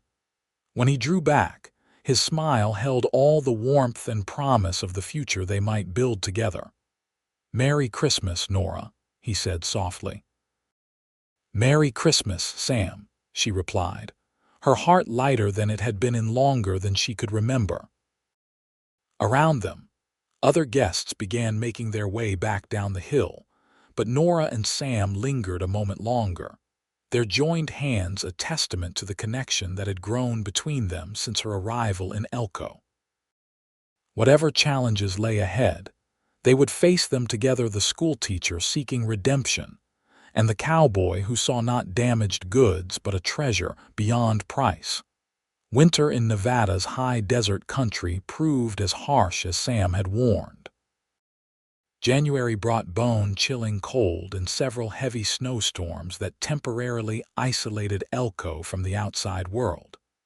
School continued despite the weather, with students arriving bundled against the cold, often staying through lunch rather than braving the journey home and back. Nora's relationship with Sam developed cautiously during these winter months. They maintained appropriate public behavior. He called on her at the boarding house with Mrs. Peterson's grudging permission, escorted her to church on Sundays, and occasionally accompanied her to community events. In private moments, walks along the frozen creek, quiet conversations by the schoolhouse fire after classes, their connection deepened through shared confidences and growing understanding of each other's hopes and dreams. By February, their courtship was an acknowledged fact in Elko, though opinions varied widely about its propriety. The Richardsons' open approval silenced some critics, while Mrs. Peterson's continued frosty demeanor encouraged others. Nora weathered the gossip with newfound resilience, focusing on her teaching and finding strength in Sam's unwavering support. One bitterly cold afternoon, as classes ended, Nora looked up from grading papers to find Sarah Johnson lingering after the other students had departed. "Is everything all right, Sarah?" she asked, noting the girl's troubled expression. Sarah approached her desk hesitantly. "Miss Thatcher, I heard some ladies talking at the general store yesterday. They were saying unkind things about you and Mr. Dawson." Nora's heart sank, but she maintained a calm exterior. "People sometimes talk about things they don't understand, Sarah. It's not something you need to worry about." "They called you the same things they call my ma," Sarah continued, her young face serious beyond her years. "Because of what happened with my pa. They said Mr. Dawson should know better than to court damaged goods." The phrase, so casually cruel, so dismissive of a woman's worth, struck Nora like a physical blow. Hearing it from Sarah's innocent lips made it even more painful. "Sarah," she said carefully, "sometimes people judge others harshly based on circumstances they don't fully understand. It's wrong, but it happens. What matters is knowing your own worth, regardless of what others say." The girl nodded slowly. "That's what Ma says too. She says people who talk that way are showing their own smallness, not our worth."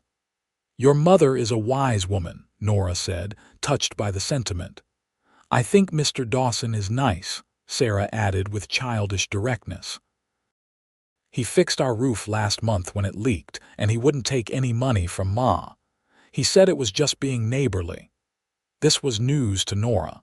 Sam had never mentioned helping the Johnsons, though it didn't surprise her.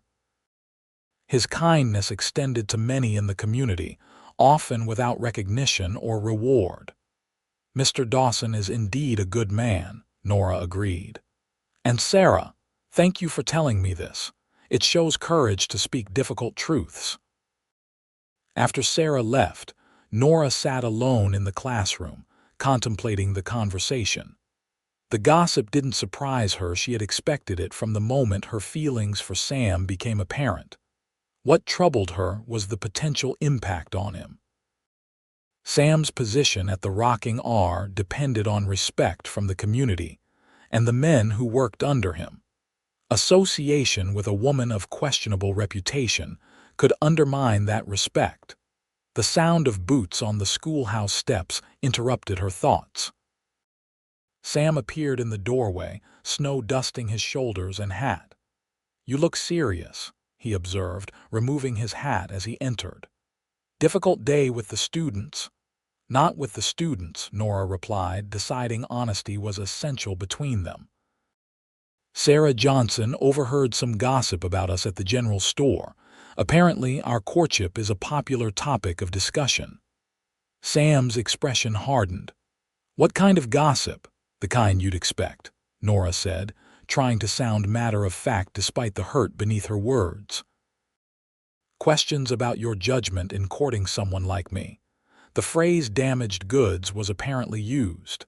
Sam crossed the room in 3 quick strides, taking her hands in his. "Nora, you know that's nonsense.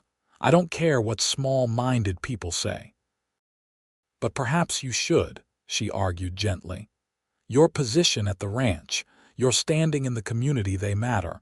I don't want to be the cause of any harm to your reputation." "My reputation can withstand a few wagging tongues," he assured her. "Walter and Elizabeth know my character and yours. Their opinion is what counts at the Rocking R." "And what about the men who work under you? Will they still respect your authority if they believe you've shown poor judgment in your personal life? Sam's thumb traced gentle circles on the back of her hand. The men who matter judge a person by their actions, not by gossip. Besides, he added with a hint of his usual humor, most of them are more afraid of my temper than concerned about my courtship choices. His attempt to lighten the moment worked, drawing a reluctant smile from Nora. I just don't want to be a burden to you, Sam. You could never be that, he said firmly. You're the best thing that's happened to me since I came west. A few whispers won't change that.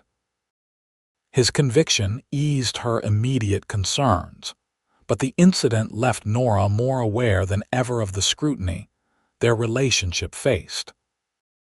That awareness made her increasingly careful about public interactions, maintaining a proper distance that sometimes frustrated Sam, but which she felt necessary for both their sakes.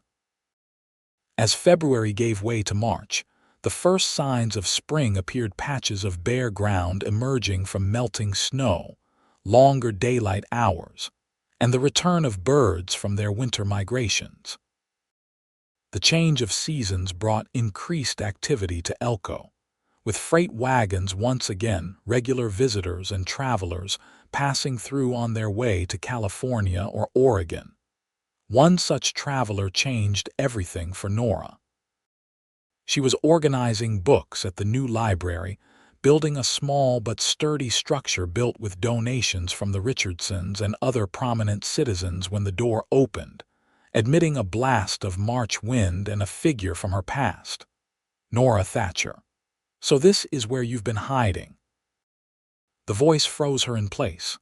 Slowly, she turned to face Edward Blackwell, her former fiancé, standing in the doorway of the Elko library as if he had every right to be there.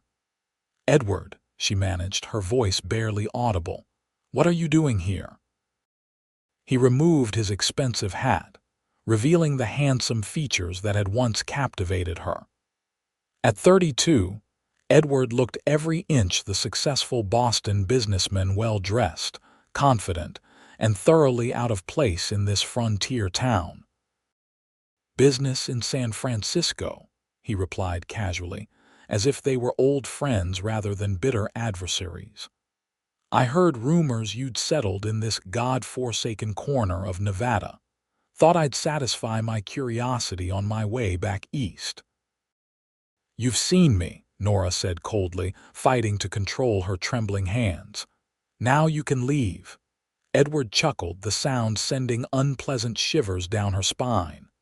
So hostile, Nora. Is that any way to greet an old friend? We were never friends, she replied. And after what you did to my reputation, we are certainly not friends now. He sighed dramatically, moving further into the library and examining the modest collection of books with a critical eye. Still bitter about that unfortunate misunderstanding. I would have thought you'd have moved beyond it by now. Misunderstanding. Nora's voice rose despite her effort to remain calm. You deliberately destroyed my reputation when I refused to continue our engagement after discovering your deceit. Such drama, he said dismissively. The engagement ended, we both moved on. These things happen in civilized society. Civilized. Nora's anger overrode her fear. There was nothing civilized about spreading lies that forced me to leave my home, my family, my career. You ruined me socially because your pride couldn't bear rejection. Edward's pleasant facade slipped, revealing a glimpse of the coldness beneath. You were nothing, Nora, a schoolteacher with delusions of belonging in my world. I did you a favor by ending things before you could embarrass yourself further. You ended nothing, she countered. I broke our engagement when I discovered your affair with Catherine Sullivan. You retaliated with lies. Details, he said with a wave of his hand. Ancient history now. I merely came to see how you were faring in your exile. His gaze swept around the small library. Playing at culture in this dusty cattle town. How quaint. Before Nora could respond, the library door opened again, Sam stood in the entrance, his expression shifting from warmth to confusion to concern as he took in the scene before him. "Nora, is everything all right?" Edward turned, assessing Sam with a quick, dismissive glance that took in his practical clothes and weathered appearance. "Ah, a local. How charming." Sam's eyes narrowed at the condescending tone. He moved to Nora's side, his protective stance making his feelings clear without words. "Samuel Dawson," he introduced himself with cold courtesy. "And you are—" "Edward Blackwell of Boston," came the reply, delivered with the expectation that the name should impress. "An old acquaintance of Miss Thatcher's." Sam's jaw tightened as recognition dawned. "I see. Well, Mr. Blackwell, I believe Miss Thatcher is due at a school board meeting shortly. If you'll excuse us." His fabricated excuse gave Nora the opening she needed. "Yes, I had nearly forgotten the time. Thank you for reminding me, Mr. Dawson." Edward's gaze shifted between them, a calculating gleam in his eyes. "Well, well. It seems you found a champion in the wilderness, Nora. How unexpected." The implication in his tone that Sam was somehow beneath her despite her fallen status infuriated Nora. "Mr. Dawson is the foreman of the largest ranch in the county and a respected member of this community," she said firmly. "His friendship is an honor I value highly." "Friendship?" Edward smirked. "Is that what they're calling it these days? Your standards have certainly adjusted to your circumstances."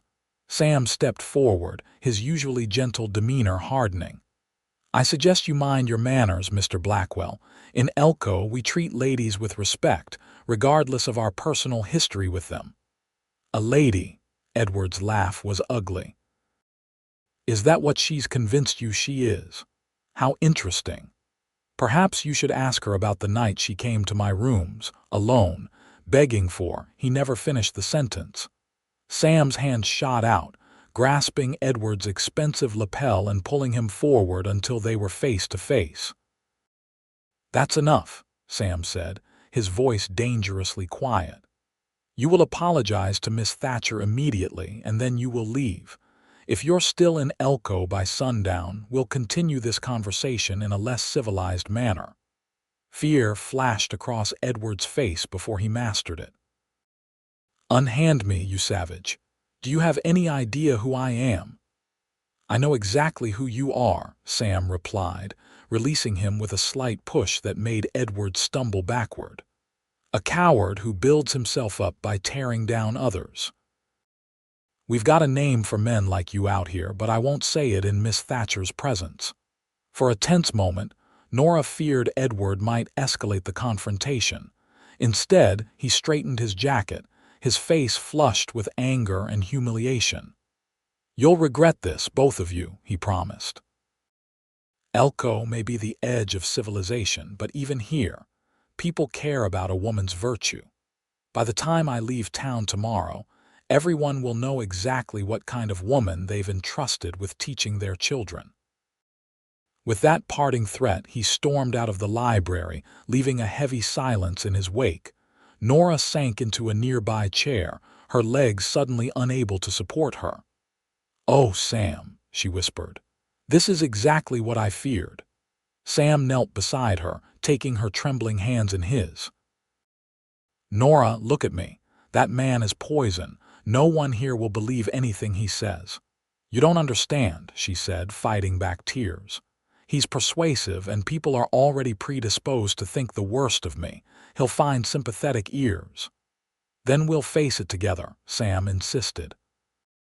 "I won't let him destroy what you've built here."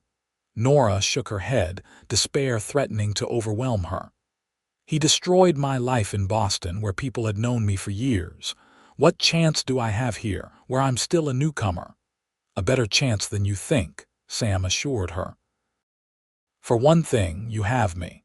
For another, the Richardsons' support carries more weight in this town than the words of some Eastern dandy passing through." Despite her fears, Nora found comfort in his steadfast confidence. "What should we do?" First, we need to warn the Richardsons and the school board about what's happening, Sam said, his mind already working through the problem. If we get ahead of his accusations, they'll be less effective. Then we need to make sure your students' parents hear your side before his. His practical approach helped calm Nora's racing thoughts. You're right. Running or hiding would only make me look guilty. Exactly. Sam squeezed her hands encouragingly. You've faced down worse than Edward Blackwell since coming to Elko. You've earned respect here through your actions, not your words. That counts for something. As they left the library together, Nora felt a curious mix of dread and determination. Edward's appearance threatened everything she had worked to build in Elko, yet Sam's unwavering support gave her strength she hadn't known she possessed. Whatever came next, she would not face it alone. That knowledge made all the difference. Edward Blackwell wasted no time implementing his threat. By evening, he had taken a room at the hotel and made himself comfortable in the Silver Dollar Saloon, where his fine clothes, Eastern manners, and free-flowing drinks soon attracted a curious audience. To this group, he spun a tale of Nora's supposed indiscretions in Boston, embellishing the story with details designed to shock and titillate his frontier listeners. Sam learned of this from Bob Miller, who closed his bar early and rode out to the Rocking R to warn him. It's bad, Sam, the bartender reported grimly. That fancy Eastern fellow is painting a picture that would make a saloon girl blush. Claims she was dismissed from her teaching position back east for improper relations with a student's father him, and that when he refused to marry her, she threatened scandal unless he paid her off. Sam's hands clenched into fists. That's a damn lie. I figured as much, Bob agreed. But he's convincing, and he's buying drinks for anyone who'll listen. By morning, his version will be all over town. Walter Richardson, who had joined them when Bob arrived, shook his head in disgust. This requires immediate action. I'll ride into town with you tonight, Sam. We need to address this before it spreads further. What about Miss Thatcher? Bob asked. She planning to fight these accusations or run? She'll fight, Sam said with certainty. Nora's stronger than she looks. Elizabeth, who had been listening from the doorway, stepped forward. She'll need all her strength. A woman's reputation is fragile, especially on the frontier. I'll come with you. My presence may help counterbalance this man's poison. Within an hour, the Richardsons and Sam were on their way to town, determined to support Nora against the brewing storm. They found her at the boarding house, where Mrs. Peterson had already heard the rumors and was threatening to evict her by morning.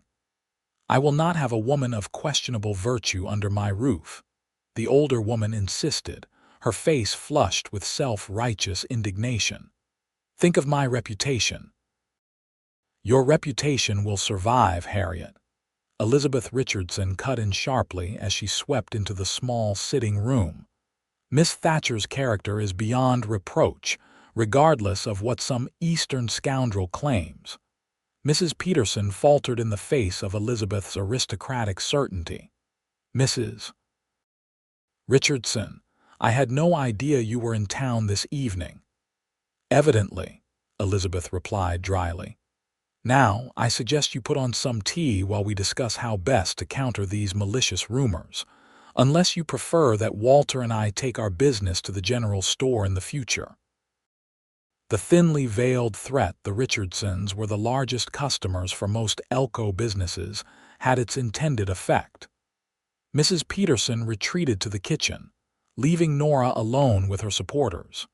Thank you, Nora said, her voice steady despite the strain evident in her pale face. I didn't expect him to act so quickly. Men like Blackwell understand the power of first impressions, Walter said grimly. He wants his version heard before you can defend yourself. Which is why we need to act immediately, Elizabeth added. Tomorrow morning, I'll host a special meeting of the Ladies' Aid Society. Nora, you'll attend and address these rumors directly. Nothing disarms gossip like forthright honesty." Sam, who had been watching Nora carefully, moved to sit beside her on the small sofa. "Are you prepared for that?" "It won't be easy." "No, it won't," Nora agreed. "But it's necessary. I've spent months building a life here. I won't let Edward destroy it without a fight." Her determination strengthened Sam's resolve. "I've already spoken with several of the ranch hands who were at the saloon tonight. They're spreading the word that Blackwell's story doesn't add up. Coming from men who have known me for years, that carries weight." Walter nodded approvingly. "I've arranged to meet with the school board first thing tomorrow. As its chairman, I can ensure they hear the facts before jumping to conclusions. And I," Elizabeth concluded, "will make it quite clear to the ladies of Elko that anyone repeating Mr. Blackwell's slander will find themselves unwelcome at Richardson's social events in the future." In a town this size, that's a powerful deterrent. Their coordinated support touched Nora deeply. In Boston, she had faced scandal alone, abandoned by so-called friends at the first hint of impropriety. Here in Elko, hardly a year after her arrival, she found herself surrounded by people willing to stand with her against malicious accusations. "I don't know how to thank you all," she said, emotion making her voice waver. "No thanks necessary," Walter assured her. "You've proven your worth to this community. Now it's our turn to show our appreciation." The following morning unfolded according to their hastily devised plan. Elizabeth hosted her emergency ladies' aid meeting, where Nora spoke directly and honestly about her history with Edward, admitting to the broken engagement but firmly denying any impropriety. Her dignified presentation won over many, though some, like Mrs. Peterson, remained skeptical. Meanwhile, Walter met with the school board, presenting a strong case for Nora's character and warning against hasty judgments based on an outsider's unsubstantiated claims. By noon, the board had issued a statement of support for their teacher, effectively shutting down any official consequences from Blackwell's accusations. Sam focused his efforts on the men of Elko, particularly those with children in Nora's school.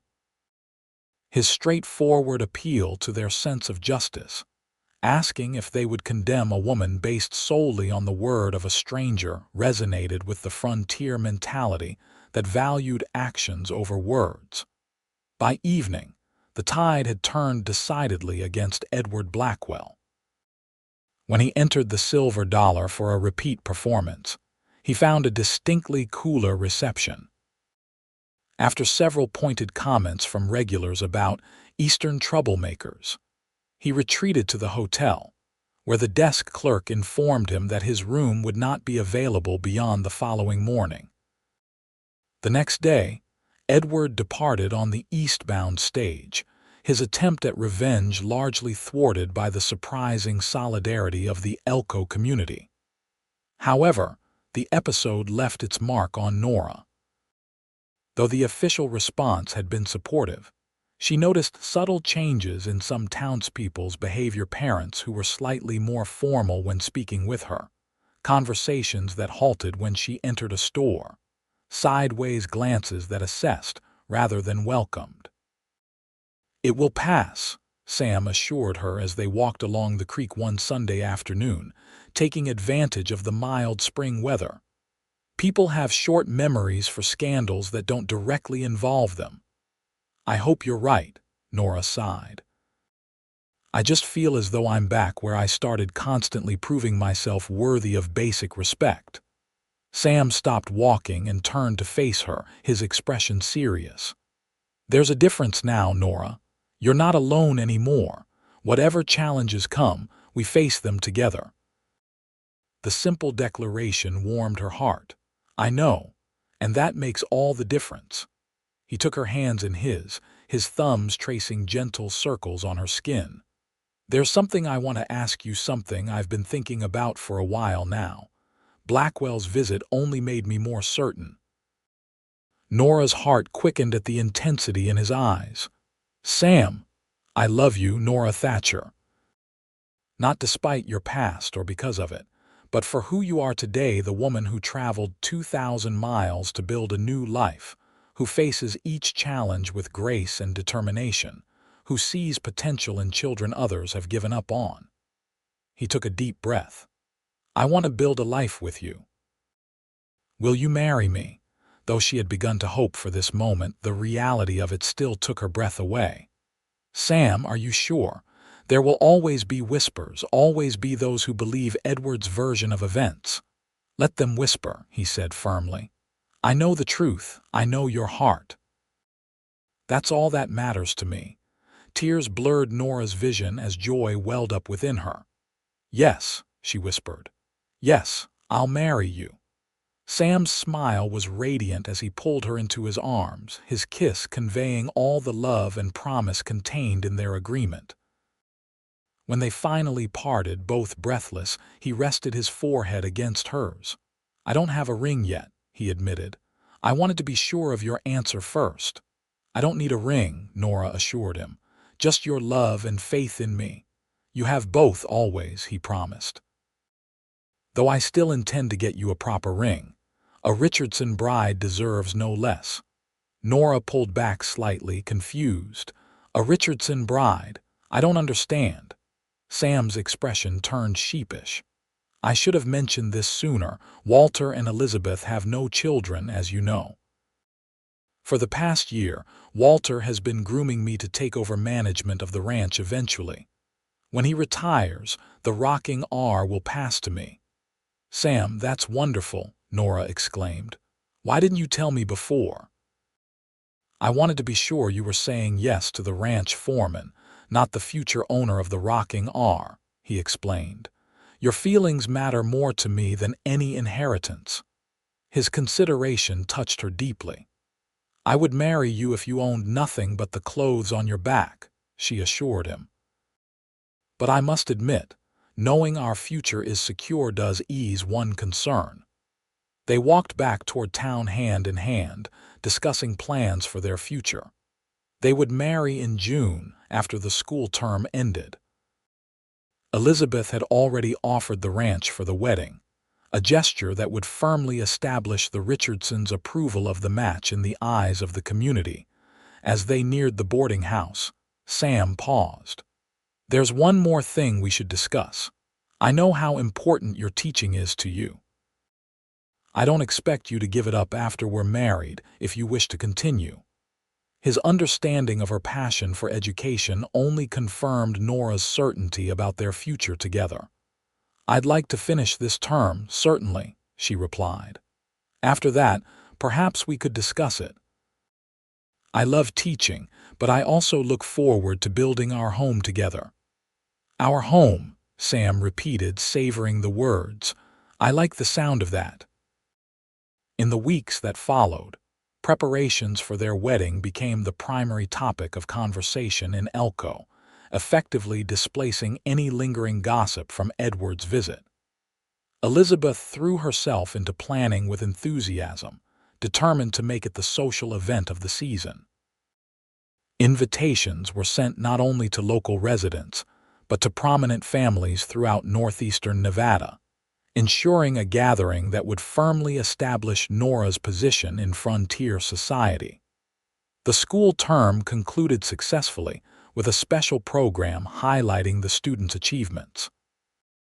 Parents who had been hesitant in their support following Edward's accusations found themselves won over by their children's obvious progress and Nora's professional dedication. Even Mrs. Peterson grudgingly acknowledged that the school had flourished under her guidance. On the morning of her wedding, Nora stood in the guest bedroom at the Richardson Ranch, where she had spent the night according to tradition. Elizabeth had provided a wedding dress that surpassed anything Nora could have imagined, ivory silk trimmed with delicate lace, elegant yet appropriate for a frontier celebration. As Elizabeth helped with the final touches, Nora caught sight of her reflection in the mirror. Gone was the uncertain young woman who had arrived in Elko less than a year before, replaced by someone stronger, more confident, someone who had faced scandal and emerged not unscathed but unbowed. "You look beautiful, my dear," Elizabeth said, adjusting the simple veil. "Samuel won't know what hit him." Nora smiled, touched by the older woman's maternal care. "Thank you, Elizabeth, not just for today but for everything. Your support has meant more than I can express." Elizabeth squeezed her hand affectionately. "You've become the daughter Walter and I never had. Today simply makes it official." A knock at the door announced the arrival of Nora's unexpected bridesmaid, Sarah Johnson, beaming in a new blue dress that Elizabeth had provided for the occasion. "Miss Thatcher, you look like an angel," the girl exclaimed, her eyes wide with wonder. "Thank you, Sarah. And you look absolutely lovely yourself." Nora adjusted the girl's sash, touched that Sarah's mother had allowed her to participate. The Johnsons' acceptance had been particularly meaningful given their own experience with community judgment. The ceremony took place in the garden behind the main house, where spring flowers created a natural backdrop for the occasion. Over 100 guests had gathered, including nearly all of Nora's students and their families. Walter Richardson stood beside Sam as his best man, while Elizabeth had insisted on giving away the bride in absence of Nora's own family. As Nora walked toward Sam, past the assembled community of Elko, she felt not judgment but acceptance, perhaps not from everyone, but from enough to matter.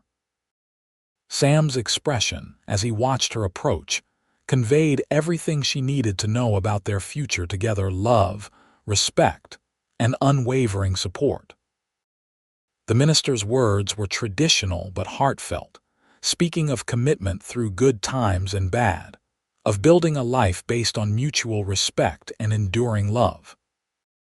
When Sam placed the ring on her finger, a simple gold band that had belonged to his mother, Nora felt the final pieces of her new life falling into place. "I now pronounce you husband and wife," the minister concluded. "Mr. Dawson, you may kiss your bride." Sam's kiss was gentle yet passionate, a promise of the life they would build together. As they turned to face their guests, now officially husband and wife, applause erupted, led enthusiastically by Sam's ranch hands. The celebration that followed lasted well into the evening, with food, music, and dancing under a canopy of stars. Nora danced with Walter, with Mr. Foster the blacksmith, with the fathers of several of her students, each dance a subtle affirmation of her acceptance in the community. But it was the final dance with Sam that she would remember most clearly in years to come, swaying in his arms as lantern light bathed the impromptu dance floor, the music softening as midnight approached.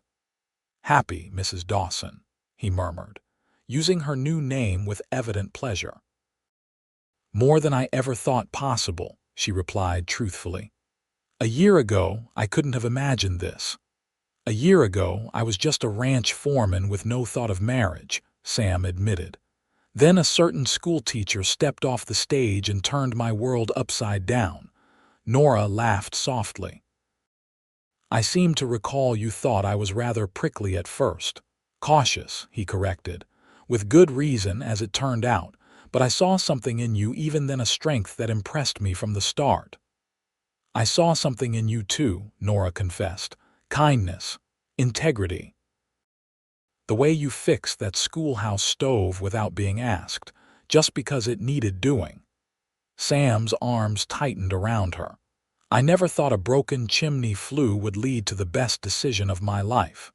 As the music ended, they reluctantly parted from their embrace. Guests were beginning to depart, calling final congratulations as they headed to wagons and horses for the journey home. Those traveling to town would stay at the hotel at the Richardsons' expense, a generous gesture that ensured no one would attempt the dark roads after celebrating. Elizabeth approached them, her eyes twinkling. "I've had your things moved to the foreman's cabin," she told Nora. "It's not the main house, but it's private and comfortable. We thought you might prefer it for your first weeks of marriage." The consideration brought a blush to Nora's cheeks. "Thank you, Elizabeth. That's very thoughtful." With final farewells to their hosts, Sam led Nora toward the cabin that would be their first home together. Located a short distance from the main house, it was larger and more comfortable than Nora had expected. A sitting room with a fireplace, a small kitchen, and a bedroom furnished with a four-poster bed that Elizabeth had insisted on providing as a wedding gift. "What do you think?" Sam asked as they entered, lighting lamps to reveal the simple but cozy interior. "It's not Boston, but it's perfect," Nora interrupted, taking in the thoughtful touches that made the space welcoming: wildflowers in a vase on the table, new curtains at the windows, a quilt she recognized as Elizabeth's handiwork on the bed. Sam set down the lamp and turned to her, his expression suddenly serious. "Nora, before tonight goes any further, I want you to know something. I understand that your past experiences, what happened with Blackwell, might make you nervous about certain aspects of marriage." His consideration touched her deeply. "Sam, let me finish," he said gently. "I want you to know that we'll take things at whatever pace feels right to you. There's no rush. I'm just happy to have you as my wife in whatever way you're comfortable with." Nora crossed the small room to where he stood, reaching up to touch his face tenderly. "Samuel Dawson, I love you for your consideration, but I'm not afraid not with you. I trust you completely." The tension in his shoulders eased at her words. "I'll spend the rest of my life trying to be worthy of that trust," he promised. Their kiss began gently but quickly deepened, months of carefully maintained restraint giving way to the knowledge that they were husband and wife, free to express the passion they had held in check for so long. Sam lifted her into his arms, carrying her toward the bedroom where they would truly begin their life together. In the quiet moments after their lovemaking, as they lay entwined beneath the quilt, Nora reflected on the journey that had brought her to this moment. From the scandal and shame in Boston, to finding love and acceptance in the most unexpected place, a dusty frontier town where second chances were possible, and a person's true worth could shine through past mistakes. "What are you thinking about?" Sam asked, his voice drowsy as he traced patterns on her bare shoulder. "About how life takes unexpected turns," she replied. "How what seems like an ending can actually be a beginning." He smiled, pulling her closer.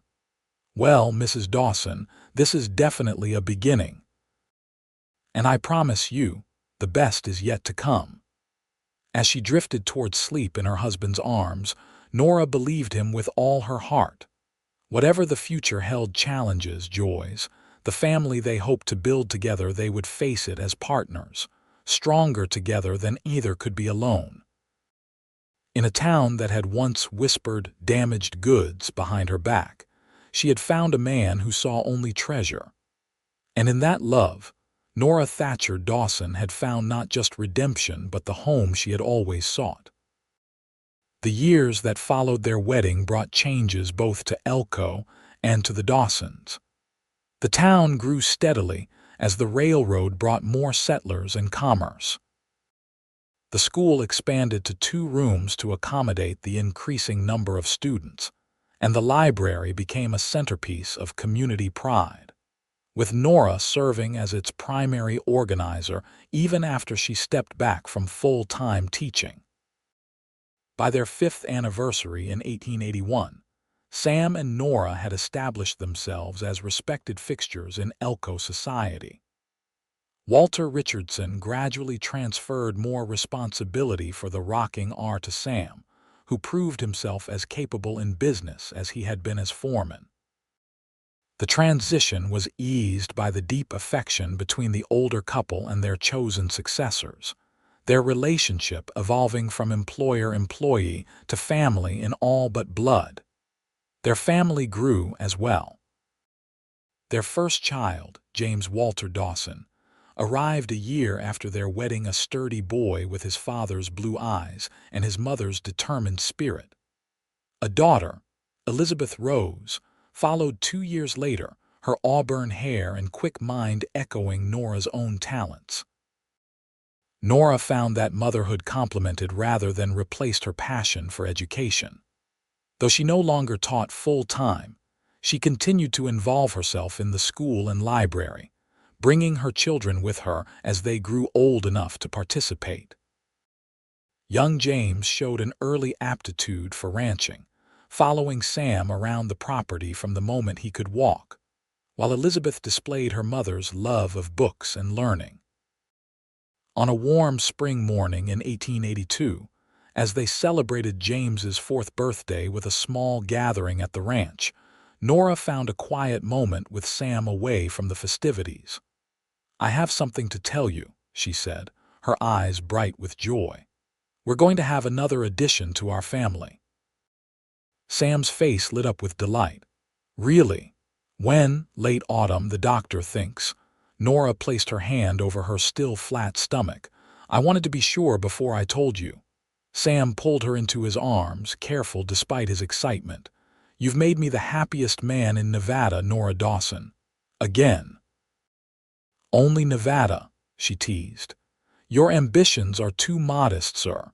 He laughed, the sound carrying across the ranch yard where their children played under Elizabeth Richardson's watchful eye. "The happiest man anywhere, then." And it's all because a certain schoolteacher had the courage to start over in a town that didn't know what a treasure they were getting. Nora leaned into his embrace, reflecting on how far they had come from their first meeting in the dusty schoolhouse. The whispers about her past had faded years ago, replaced by respect for the family they had built and the contributions they made to Elko. Their third child, a boy they named Thomas Samuel, arrived on a snowy November night, completing their family. As Nora recovered from the birth, surrounded by her husband and children in the main house of the rocking R, which had become their home when Walter and Elizabeth moved to a smaller cottage on the property, she often thought of the frightened young woman who had stepped off the stagecoach in Elko 6 years earlier. That woman had been running from scandal, seeking only a quiet existence free from judgment. She could never have imagined finding not just acceptance, but love, family, and purpose in this frontier community. 10 years after their wedding, as Elko prepared for Independence Day celebrations in 1886, Sam and Nora stood on the hilltop where he had first brought her during the harvest social, the place where she had begun to hope that her story might not be over after all. The rocking R had prospered under Sam's management, expanding its operations while maintaining the high standards Walter had established. Their children, now 10, 8, and 4, were growing into confident, kind individuals who embodied the best qualities of both parents. The school had expanded to 3 rooms with 3 teachers, while the library had tripled its collection and become a model for other frontier communities. "You ever regret it?" Sam asked as they looked out over the land that had become their legacy. "Coming west, I mean, leaving Boston behind."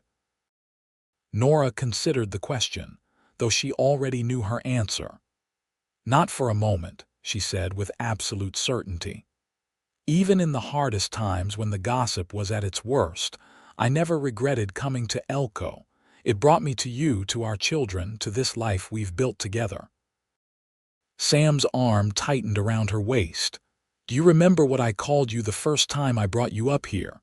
A desert flower that blooms after rain," Nora recalled with a smile. "Rather poetic for a cowboy." "I was inspired," he admitted. "You had that effect on me from the start." Below them, The ranch bustled with activity as workers prepared for the Independence Day gathering that would bring most of the county to the rocking R for celebration.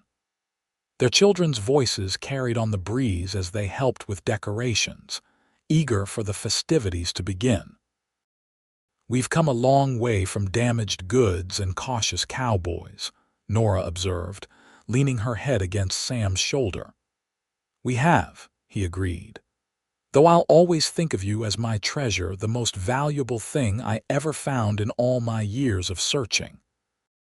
As they descended the hill to rejoin their family and community, Nora reflected that perhaps this was the true meaning of redemption, not erasing the past, but building a future so rich and full that old wounds finally lost their power to harm. In Sam's eyes, in their children's laughter, in the community's acceptance, she had found healing more complete than she had ever dared to hope for. The whispers had long since faded, replaced by the certainty of belonging. Elko was home, Sam was her heart, and the life they had created together was more precious than anything she had left behind. From damaged goods to treasured wife, mother, and community member, Nora Thatcher Dawson's journey had come full circle, bringing her not back to where she began but forward to where she was always meant to be.